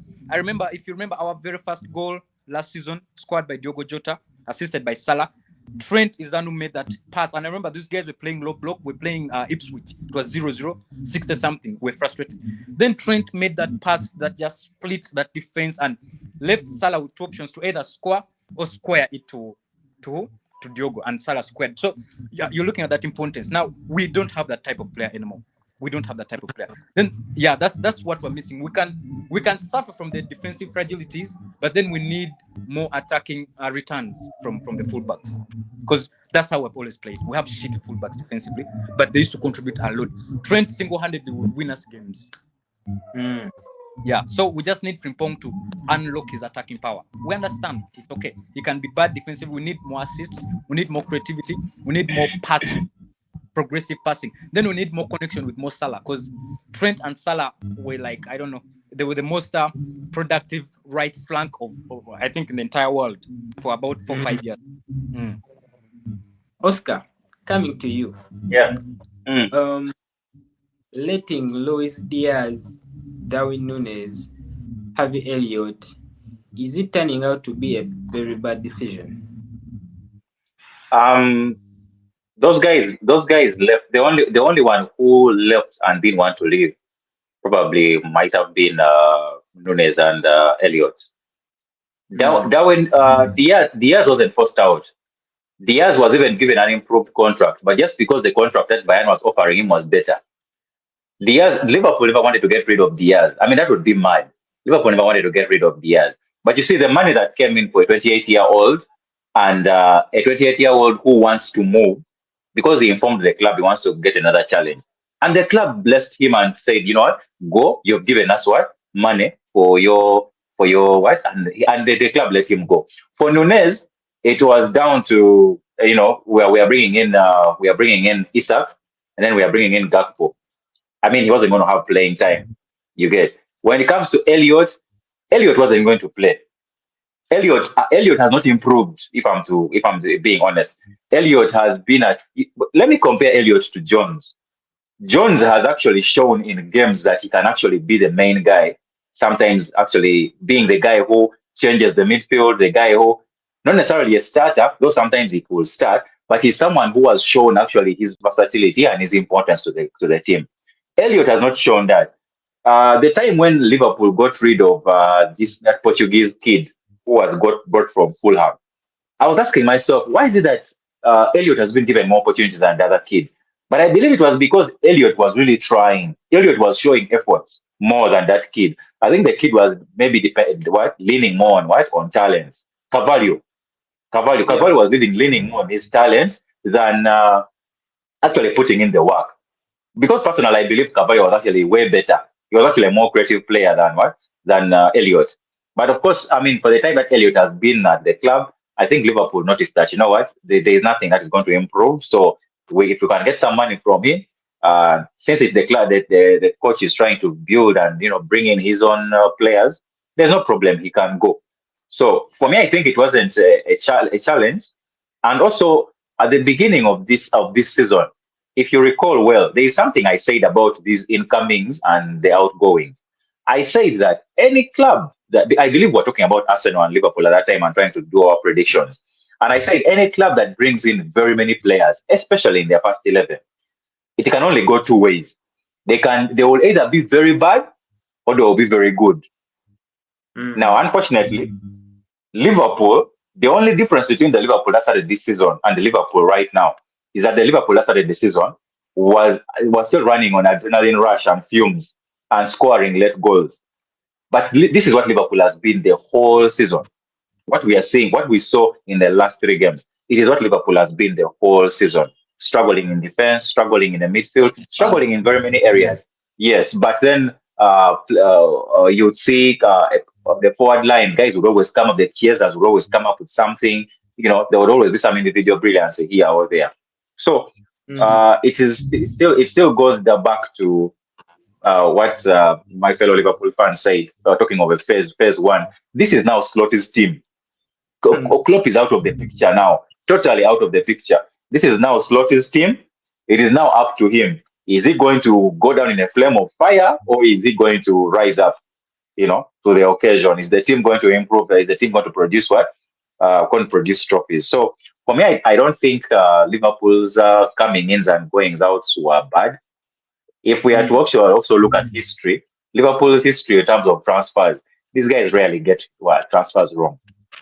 They rarely, unless the coach intervenes, especially Klopp. When Klopp intervenes, Klopp's signings are always very lousy.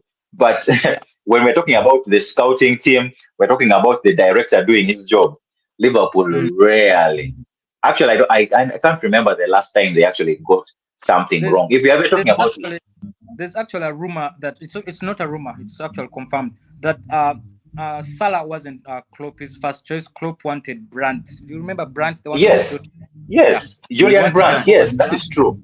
Then it was That's the true, scouting 100. team that presented the data That and said convinced him. clearly Salah is better than Brandt. Klopp Yes, yes, didn't want. It was the director yes. that, yeah, Klopp was bad at signing. Yes, 100%. It was down. Yeah, that's very true. It is hundred Yeah, percent down to Edwards at that time and the scouting team. So for me, even when we look at Chiesa came into a team and he was coming from injury. He was coming into a new team. He had to improve. Right now, when we look at Chiesa, I guarantee you, I'm dropping Gakpo and putting Chiesa in that position. me too, me I'm too. dropping Gakpo right now. I'm dropping Gakpo. The fact that I don't know if he was actually called up into the Italian team, I didn't watch the international break that much, but No. play the guy. Thank God he wasn't called because I believe it now gives him more energy and more time to actually train and be ready for games. Play the guy. Play the guy. You see, we are talking about coaches favoring their people of their nationality. There is no way, there is no reason, there is no one who can tell me that Gakpo played that Chelsea game 90 minutes and the coach wasn't just being biased. Eh? Because I believe Isak was actually looking better and better in that game. Why didn't he just Mm. remove Gakpo and make Ekitike play on that wing? I mean, come on. That's not even rocket science because if he expected Gakpo to track back, Ekitike was tracking back even as a striker. You You get guys, so yes. Let me ask. This yeah, question goes yes. to both of you Liverpool fans.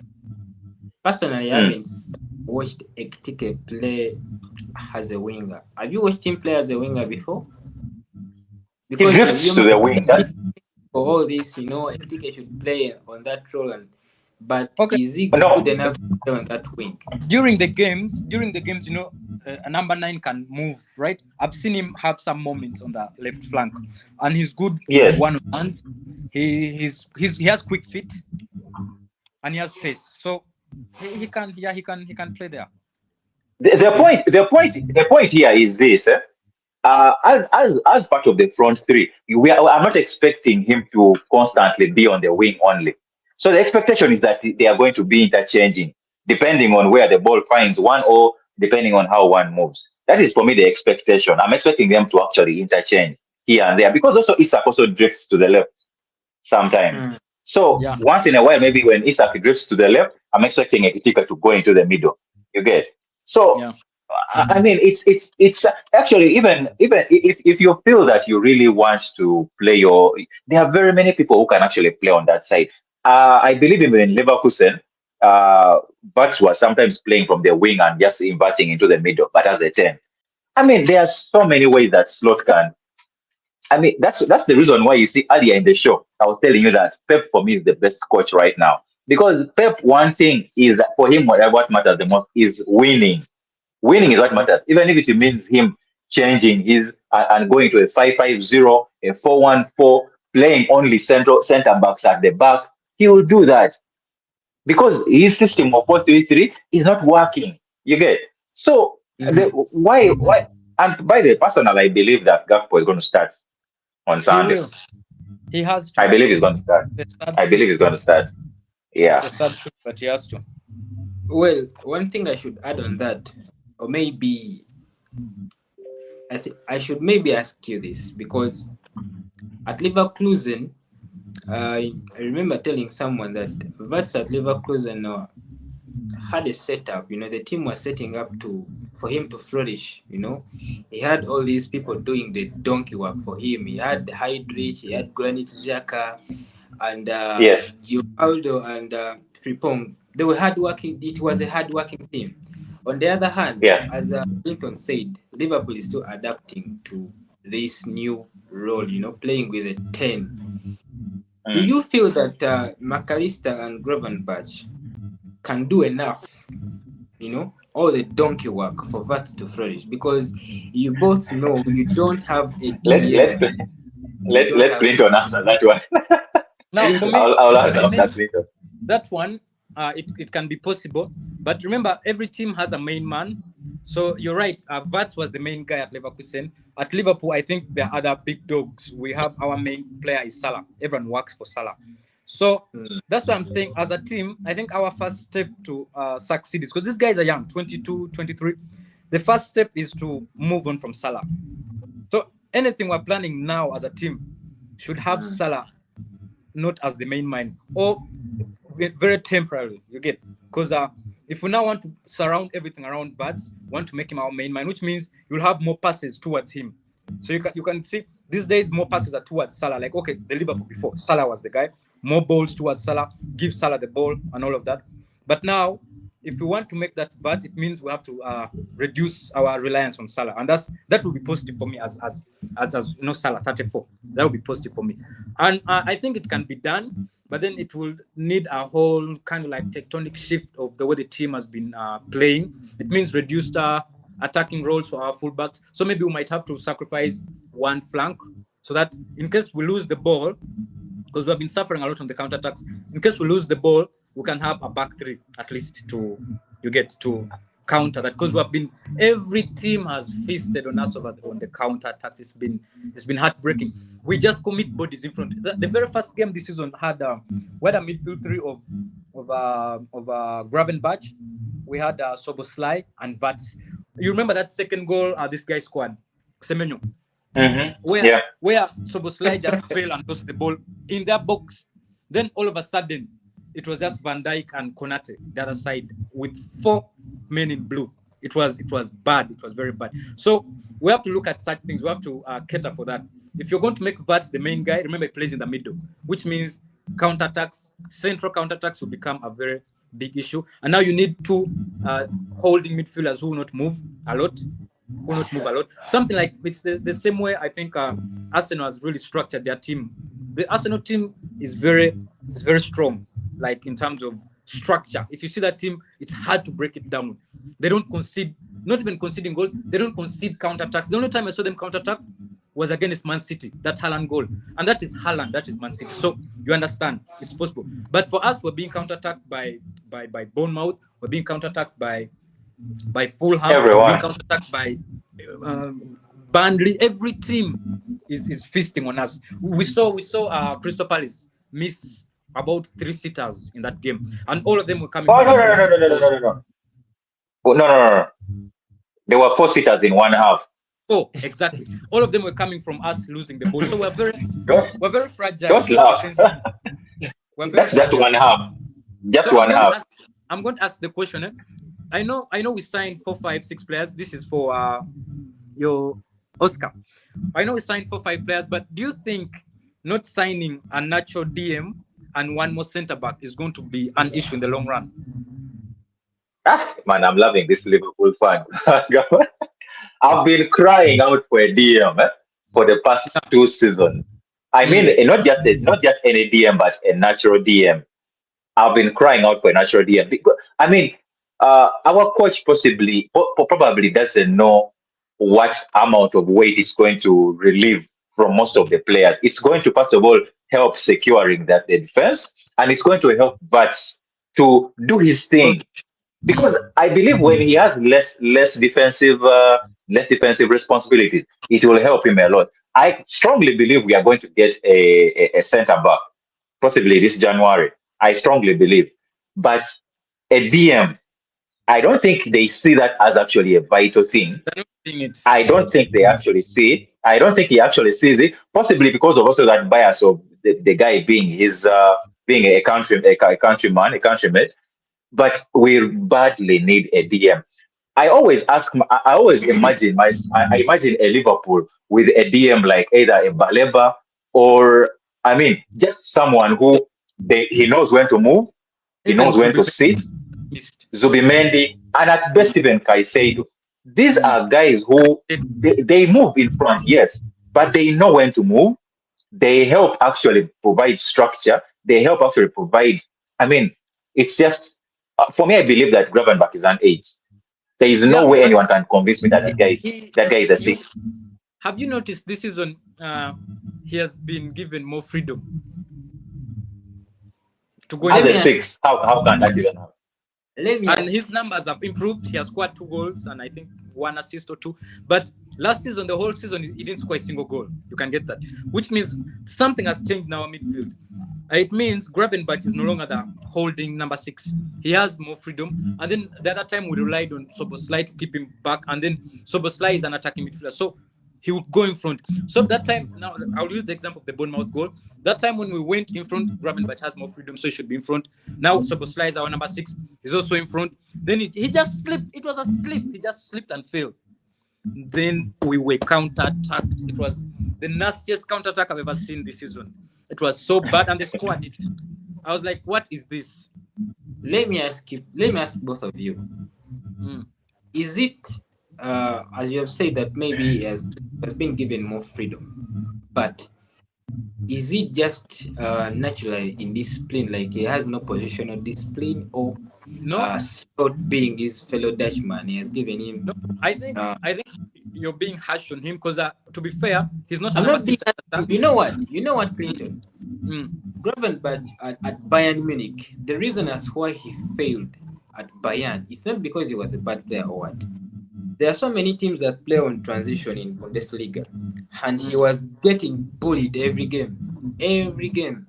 And at some point, Bayern had to push him in the center back because in the middle, he was nowhere. He was not existent. And this is happening in the league now. At Liverpool, Ryan is so advanced in most of the games Liverpool is playing. You always see him on the edge of the box, and this is your DM. On the other hand, Makarista, his partner, they have the same issue. So you expect a guy like Sobosolai to use his energy to be tracking back, intercepting balls. Your main problem in the middle, you don't have someone who is disciplined enough to have the patience to cover the defense. When Liverpool is on the attack, everyone wants to go forward. They leave the center empty. That's why when the teams hit you on the break, it is always empty. I remember that goal Semenyo scored against you, man. I couldn't believe that someone could drive the ball from his half to your box without And anyone intercepting. and That was score. criminal. That was criminal, man. And I was asking, what is Slot really coaching these people? Tell this guy who is But designated to be the DM, play your role. There's no. Why Clinton, are you really playing as an advanced le- midfielder? uh, But Norman, Hmm? uh, if I may, what you're saying, maybe Clinton has not noticed it, but the fact that the fact that I've really cried out for a DM, it made me always keep on watching and be critical of Ryan Gravenberch. Every time Gravenberch is in the box and we are defending, or anytime he's actually slotted back to become a center back, yeah? Hmm. Anytime we are scored, he's actually the cause of the goal. Anytime we are Crystal scored, Palace, both Ag- goals. against Crystal Palace, both goals, Both it was goals. because of him. Yeah. Positional discipline. The second goal, what was he doing? The second goal, he was trying to push a Crystal Palace player. And I'm like, why are you pushing him?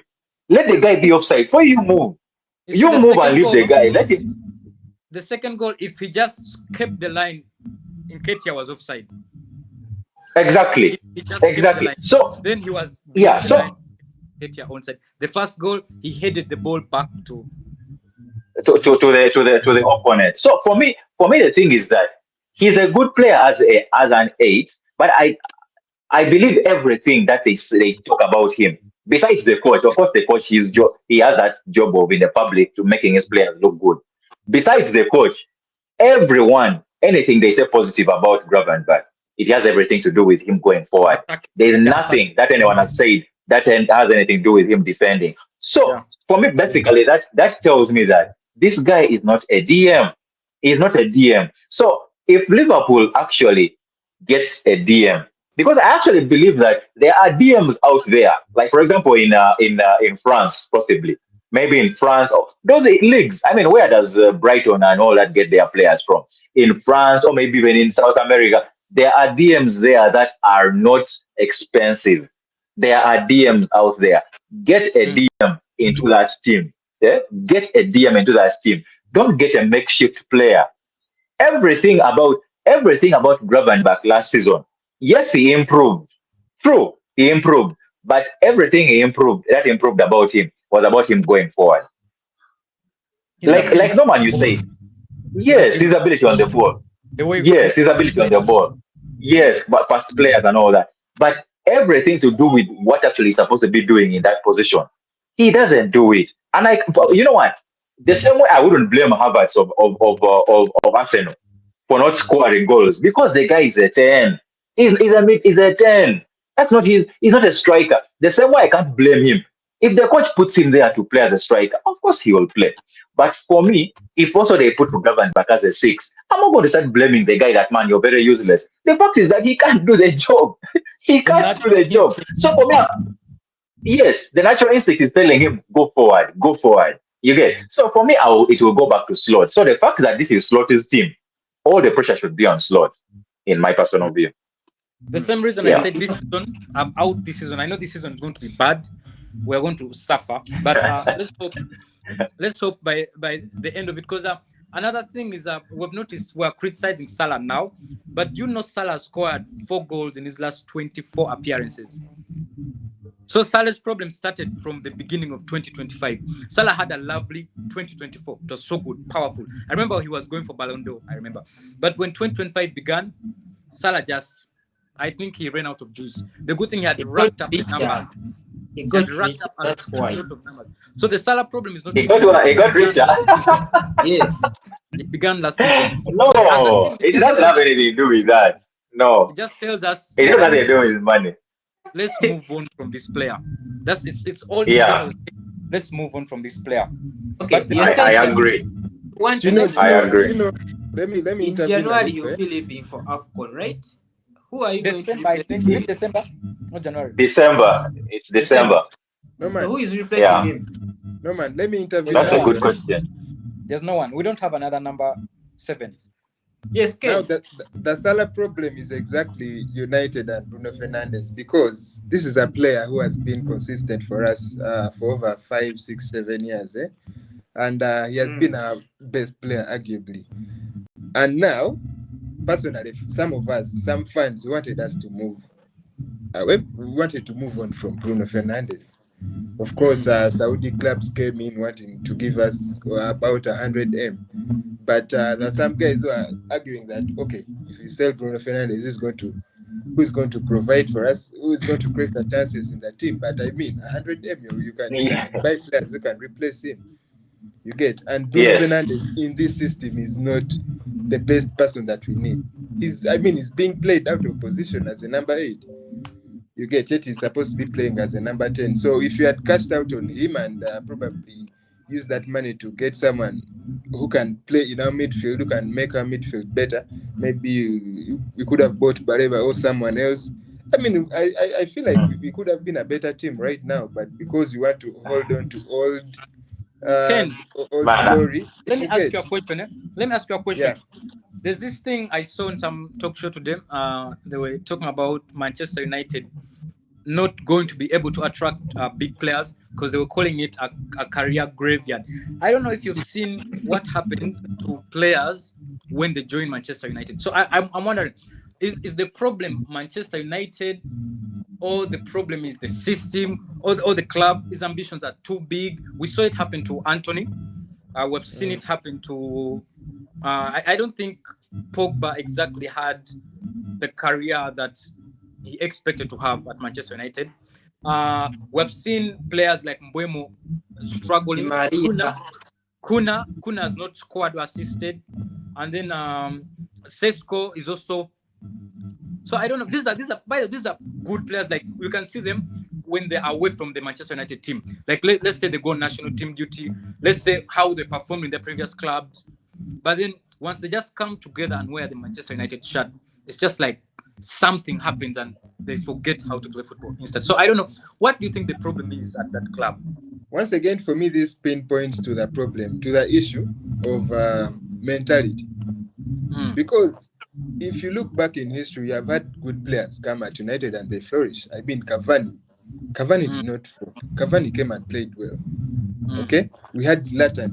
These are guys who are mentality beasts. These are guys who go walk into any team and they'll score you goals. They'll perform. So obviously, Anthony was in a small club and he was shining. Coming to United, the badge is too heavy. You get. Van de Beek. I've If you also don't remembered. have if you don't have that mentality of Cristiano Ronaldo, if you don't have the mentality of Zlatan, man, trust me, United is not the Angel best. Di Maria. Angel Di United is Maria not a came to United United. is Because not a best if you destination. remember, the two midfielders of Ajax, there was De Jong and there was Van de Beek. De Jong went to Barcelona. Van de Beek came to Manchester United. De Jong is still playing for Barcelona. I don't know where Van de Beek is. So you can He's see. playing. He's playing for Almeria. He's playing for Is it Almeria. like is the club killing players' careers? Is it so if Van de Beek had maybe gone to, because I remember they were on market, everyone wanted them.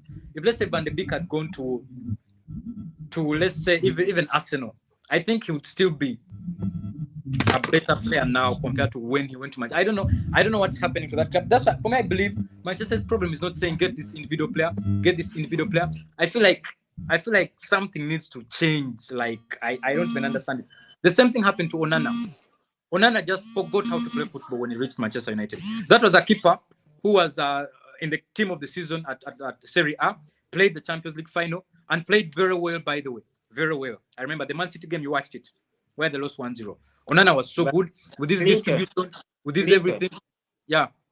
I believe Inter Milan's defense was carrying Onana.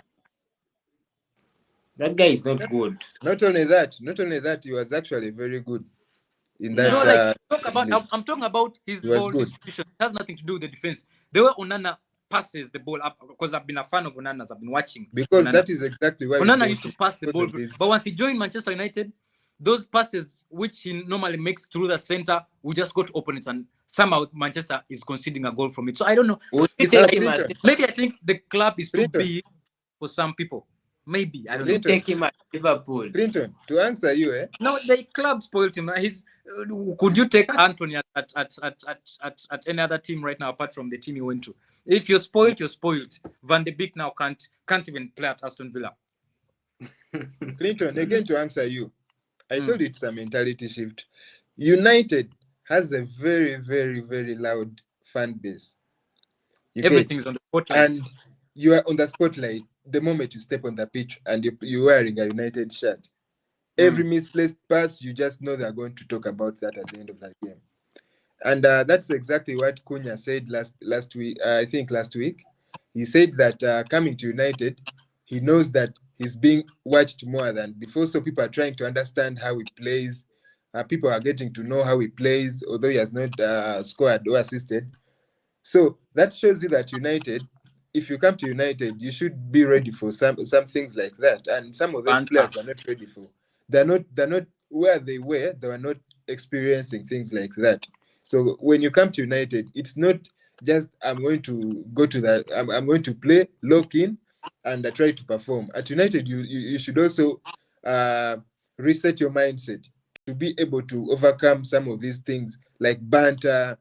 I mean, if you're not prepared for some things like that, then United is going to overweigh you, and you'll not have a good career. And Then yes, finally, the coach Amorim and the system. Do you think it's a good fit?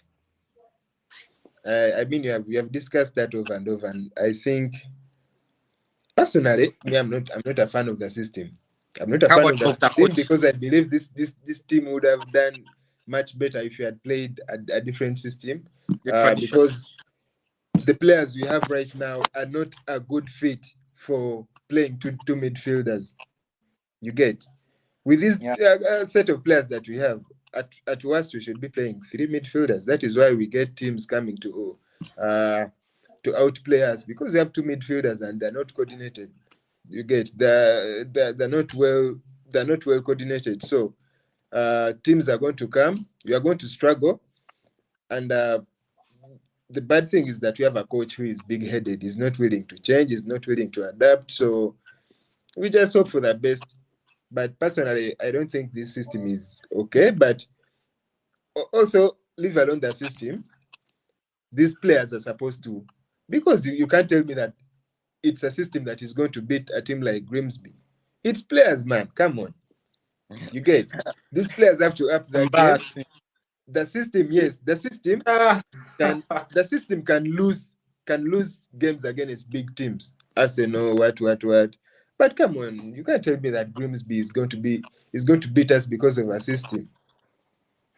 You understand? But So on the contrary, you people mm, played very well against Arsenal. Actually, I'm just going to come out and say this. I feel like the table is not having Manchester United where they deserve to be. Like, if you watch the table, I know Manchester United is a bit down, but if you see the performances that put this season, apart from Grimsby, I feel like there's been some positives. Like, you can take some positives, especially the Arsenal game, the 1-0. They deserve to win that game. Actually, I watched it. They played really well. They controlled the game. They had most of the ball, created more chances, but then Clinton, somehow, Clinton, yeah, Clinton. yeah. Football is not about the possession and all that. These guys, No, I'm I just saying. actually I'm told just saying for how actually Manchester United played that day. I was yes surprised. they I thought they played. played well. Personally, I wasn't surprised, but I actually told someone that you would actually allow the game to go for another 24 hours, and I said, and Manu wasn't going to score. Yeah, It's Exactly. they because didn't have the cutting edge though. They didn't have the cutting edge, but just Clinton, the at way they were all, Clin- winning the ball at back. all. Clinton, do Yeah, you play football? sometimes. Do you know that the opponent can allow you to play in his hands? I Yeah, can I know surrender that. I know that. position. That is what Arsenal did. We just decided not to play our game that day. And apparently, United thought they are the greatest team on earth. They We got did gassed the so job. bad. I'm telling you, Arsenal has so many dimensions they can play. But You know that. that win, on the other hand, for Arsenal, it is what champions do. You You Of get come and a do course. the result job. Simple. regardless. Because they weren't necessarily threatening on the day, man. To be honest, Raya At didn't have. all. They were not They threatening at had the all. ball, but not in a scary way. Yeah. But also Exactly. the way they would win it back. I saw how they would win it back. They would gather around and show some aggressiveness. So Mm. maybe I thought the coach thought they had something. But now tomorrow on Sunday when they play Liverpool, I expect them to come up and put up a performance. Because something I know about Amorim is Manchester United, they know how to play against the bigger clubs. Somehow it's the Brentfords that disturb Yeah. them, the Burnleys. But when they're playing, because I think we have not yet beaten Manchester United of Amorim. Liverpool, we have not yet beaten him. We played a No. 2-2. We played a 2-2 at Anfield. Moreover, we played a 2-2. The last time we won Liverpool, I mean, we won Manchester United, it was Ten Hag. So this guy Yeah. knows, and remember what he did Seriously. at the Emirates in the FA Cup when he eliminated Arsenal. There's a way he knows how to Mm. scam wins. You remember he scammed a win against Man City as well. He knows how to organize himself against the bigger Clinton, teams. Mm, Clinton, mm. that United win against Arsenal in the FA Cup, it was down to Havertz being poor. Do you know how many misses he had that Yeah, I game, saw man? it. Yo, and you have forgotten Odegaard missed a penalty in that game before we went Well, to extra time. those are all the factors that Come on, man. those are all the Come factors. on. And the last two wins you've had against Manchester United, the 3 goals have been scored from corner kicks. It is part of the No, but game, man. that is It is classic part. Arsenal. Arsenal No, scores I'm from just saying. corners like No, this is the penalty. exactly now. I'm just trying I to want, get the point of Amorim structures himself better against bigger teams. Because even Arsenal at Yeah, home That I is think so. failed. I that think is At this, so. true. that's why on Sunday it's a very tricky game, but I hope we win. But it's going to be a hard fought win if we're to win. Most likely it might be a draw.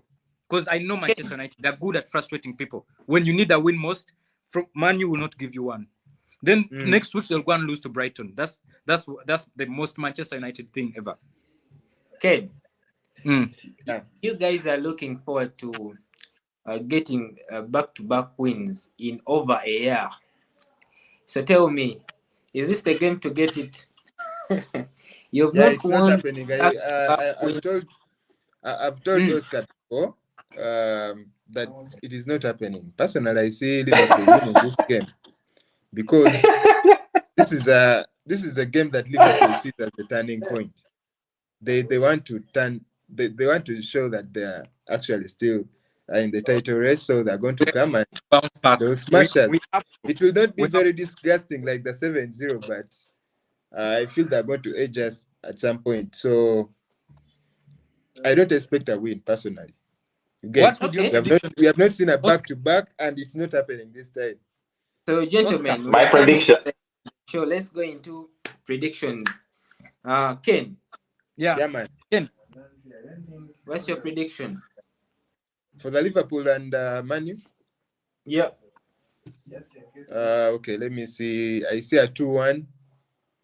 2 There 1 has to be a Liverpool. penalty in that game. Oh, I see a penalty happening there. Mo Salah. So it will be a 2-1. It will be a 2-1 win for Liverpool. Yeah. Okay. Oscar? 2-1 Liverpool. For me, Clinton? I will go with 3-1 Liverpool. I know we shall not keep a clean sheet, but I think we shall score more than 2. Okay. I think we can agree on that one. A clean sheet is Now that one, is it's not our thing anyway. It's not even our thing. We stopped. I yeah. like it. Like a 2 1. Even though, Ken, man, you can do for me a favor, man, for once. This is not the time for favors. Man, Man, Chelsea did one for me last time, so it's not a crime asking for another one. So Ken, come on, turn up. I need a Sesco brace. Yeah, it's not Ken will no, happening. not show Liverpool, up. Liverpool, Liverpool, You're saying? Ken Liverpool will not just show up. handed that Chelsea game. Liverpool just handed it over to Chelsea. It was not down to anything Chelsea did that was really serious. Outstanding. Liverpool Yes. just gave them that game. Towards It was one just, thing I it was like just about crazy. my team is we never go for a draw. If you know Liverpool very well, we never go for a draw. Because that Chelsea game, it was possible to say we're away from home, let's contain the 1-1. But you saw Let's what was take the happening. point. We just kept going, sending 8 bodies in front to make it 2-1. Then Chelsea would come back. Kamikaze. Then we go back. The game became end to end. Actually, anyone would win it at that point. It was so end to end. So the problem is we never Until of course, settled for a draw. That's why we've had a until lot of Robertson games. of course pulled off. We never settled for a draw. Even the Crystal Palace game, we never settled for a draw. Because as the coach said, that time when we had that ball, we could have just passed it around and finished the game. But then we went in front to attack. Then they counter-attacked us. Then we kicked out for that throw in where they scored from. So it's the most Liverpool thing to do. We like risking, and without risking, you never get rewards. That's why we're the team with the most late minute winning goals, because we keep going, and I like it. We keep going. It's just that the last 2 games it didn't work for us, but we just keep going. That's one thing about Liverpool. It's 2-2. You are away to Newcastle. We still keep going. We keep going. We don't keep the ball to the goalkeeper pass. No, we don't do that. We still be Van Dijk will still be at the center high line. It's 98, but it's Liverpool. Yeah. You guys love a kamikaze style of football, eh? Yeah, we love chaos. We like Man. to be honest. Is it Even if I'm not a sustainable? fan, even if I wouldn't be a fan, I would still vote Liverpool It's not. It's club not. with the most entertaining football. It's not. You see. No man. No. Carry on, Oscar. Carry on. Yeah, like I was saying, no man. The thing is that it's not sustainable. That style, it's not sustainable. But you see, the coach is still trying to find his first 11. Is still trying to. They're still trying to find their feet.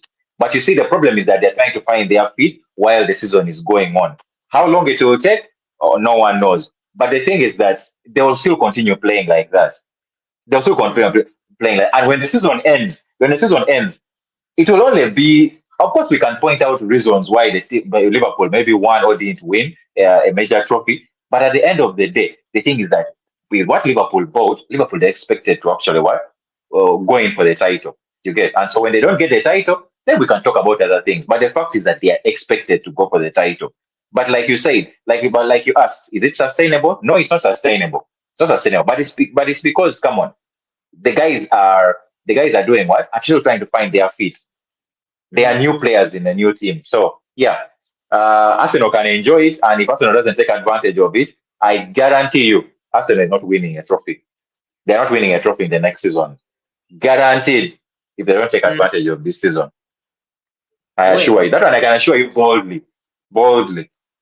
we can all agree that last season he used Klopp's team to win the title. Exactly.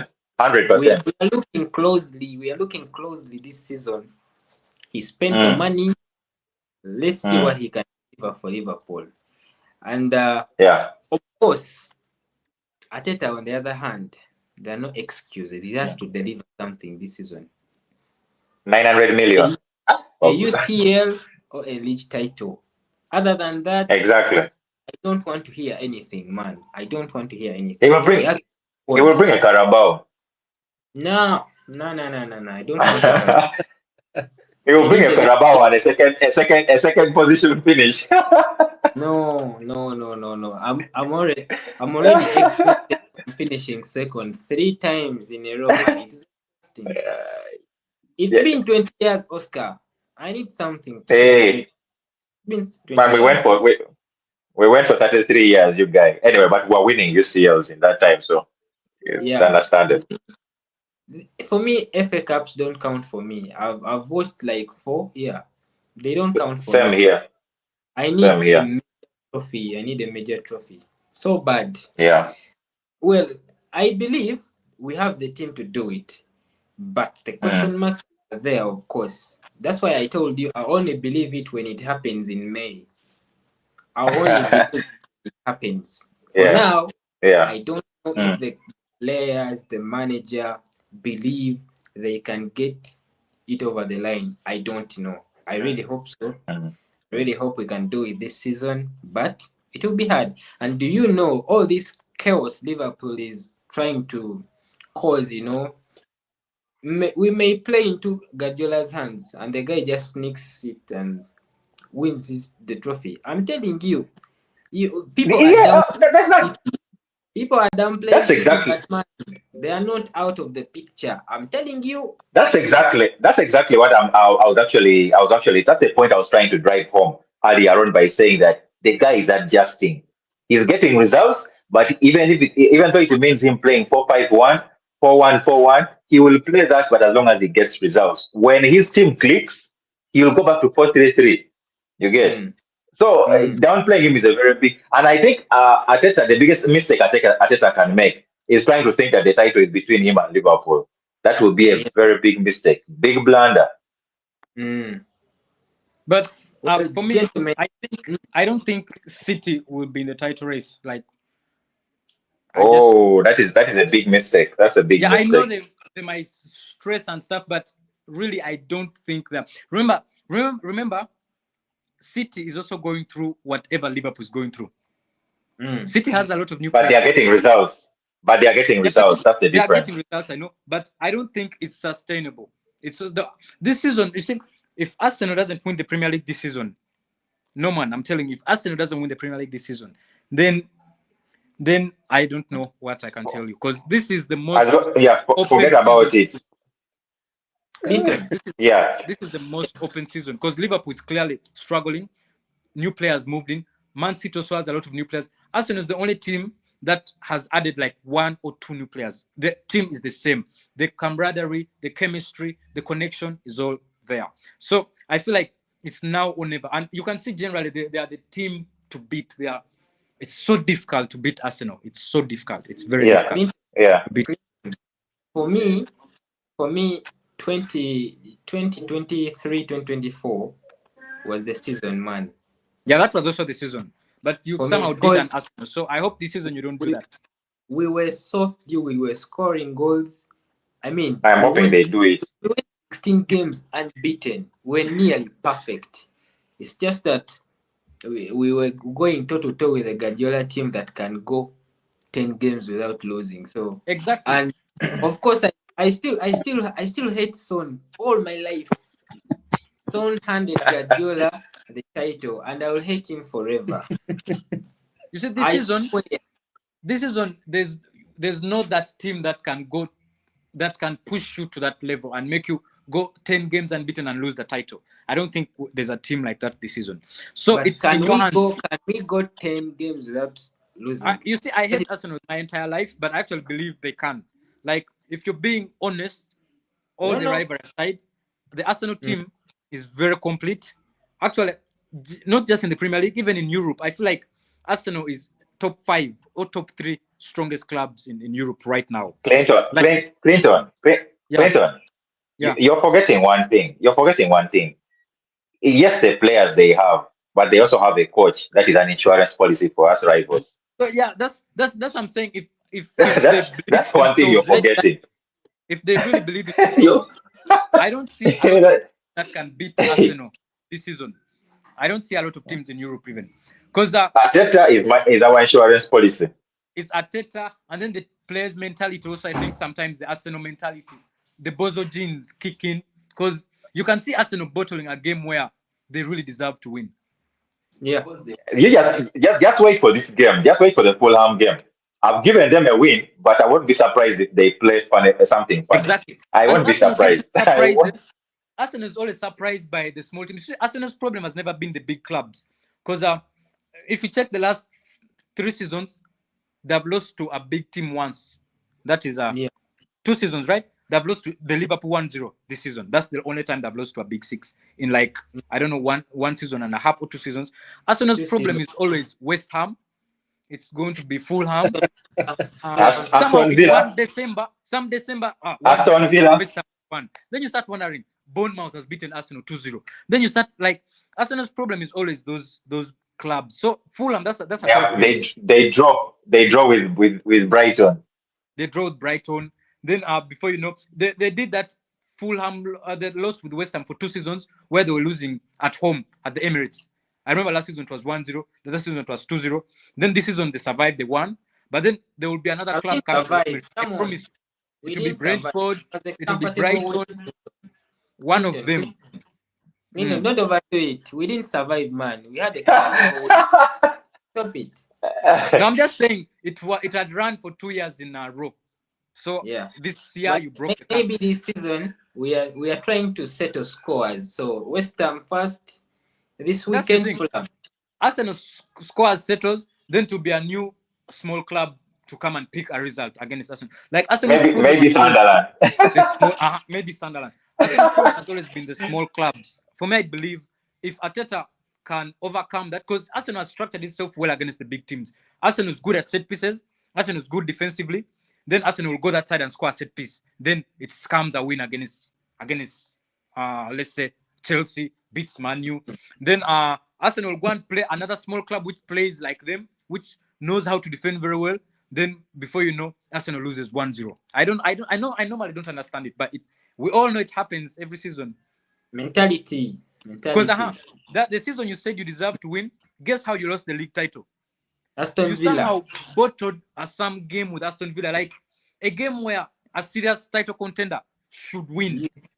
Clinton. You guys walk in there and shock us and lose. Even the enemies were shocked, like, what? They've done it. Clinton. The coach was thinking about Bayern on Tuesday before. Oh, God. You know, so before winning again. The middle. You see, I'm saying Liverpool is out of the title race, but I still have some faith that Arsenal will do. It's Arsenal. not out, man. It's still too early. Clinton, come on, it's still too early. Nah, man, our team still has a lot of learning to do. I'm not falling into your trap, man. I'm not falling into your trap. We still have a lot of learning, unless we get I know those what you're doing. Unless we I get those know lucky what wins we you're got doing. at the beginning of the season. You're trying to brush off the pressure. I know what you're doing, man. No, Clinton, it's still too early to judge. I'm being very because pragmatic. looking at the numbers. If you're looking at the numbers right now, Arsenal is just 6 points ahead of United. So if you start calculating, those are 2 games. No, okay. There's sometimes in the sample space of the games are very little. Actually, Ken, if you win this weekend, you're back in the title race. What are you saying? No, I'm not yet saying that. But what I'm saying, the numbers. Which title are we talking about? Which title? You people. Oh, they're out. Jesus. It's too early to Which judge. title? It's too early to judge because when you look at they'll be 3 points from the top. Liverpool has You should stop playing. You should stop joking around. 1 point. Stop joking. So Liverpool is Man United. title race. Liverpool is very much still in the title race. We can't start saying that it's not, because it still is. So Yeah. Arsenal just has to keep winning its games and making sure that they don't give any chance for Liverpool to But you shoot ahead. see, but you see, And you Man see the team that is this is Sorry? not this is actually not the time. This is actually not the time for you to say that this team is out or this team is still in the Yeah, title it's race. not. Yeah. The time when you start now sieving and saying that separating the men from the boys, it is Mhm. around January, Mhm. February, March. That is when the boys and the men start getting separated because Yeah. injuries come up, form starts dipping, games are increasing depending on the number of trophies you're still a part of. That is why, for me Mm. personally, I'm glad that this new league format of UCL is really good in my view because it gives you hope. It gives you hope of still qualifying. Mm. Now, when you improve, it's the same thing PSG did. Do you know that if we're still playing the group stages, PSG was not going to go through to the Yeah. knockout stages? Yeah. They had to So win it their is last it game. is about yes. So teams improve as the season goes on. So my only hope is that if Liverpool will keep on improving, and personally, if no man can testify to this, my prediction is Liverpool winning Champions League, but not Premier League. That's my prediction because Mm. my prediction is I'm believing that Liverpool is going to catch up and improve. But the only problem will be that in the Premier League, whoever is on top at that time Yeah. has developed a very big lead, has developed a lead and is not willing to watch to give away their lead, and they keep on winning until the end. Mm. While for Yeah. Champions League, whoever is in front of Liverpool will be beating them. Same way PSG did it last season. Yeah, So for me, that you're is the right. hope that I'm hoping. Our focus should be the Champions League. Mm. Yeah, I think. Unique one. That's what I'm thinking. Because Champions League. The beauty about Champions League is it's not a league. Winning a league is consistency and putting up good performances for a full Yeah, year. Champions Mm. League, there are breaks in between. So Champions League, you see, we've seen how Real Madrid has been winning the Champions League sometimes, not because they're yeah. the better club. Champions League can survive on individual brilliance. It can survive on one game tax where we say, let's lock in for this game and defend with our lives, attack with our lives. However, winning a league over 38 games, you can't do that because you play today, you play next weekend, you play next weekend, you play next weekend. You get so results. And You you're can supposed have to a get bad week. maximum points for every game. Exactly. You're supposed to get Champions maximum League, points you for can every just have game. a. It's the same thing. Dembele just decided around January that I'm him. He just woke up and won the Champions League for PSG. I need to remember in the league phase they were like outside the top 8, I think. They Yeah, were of doing course. badly. Yeah, they were doing very They well. were But doing then badly.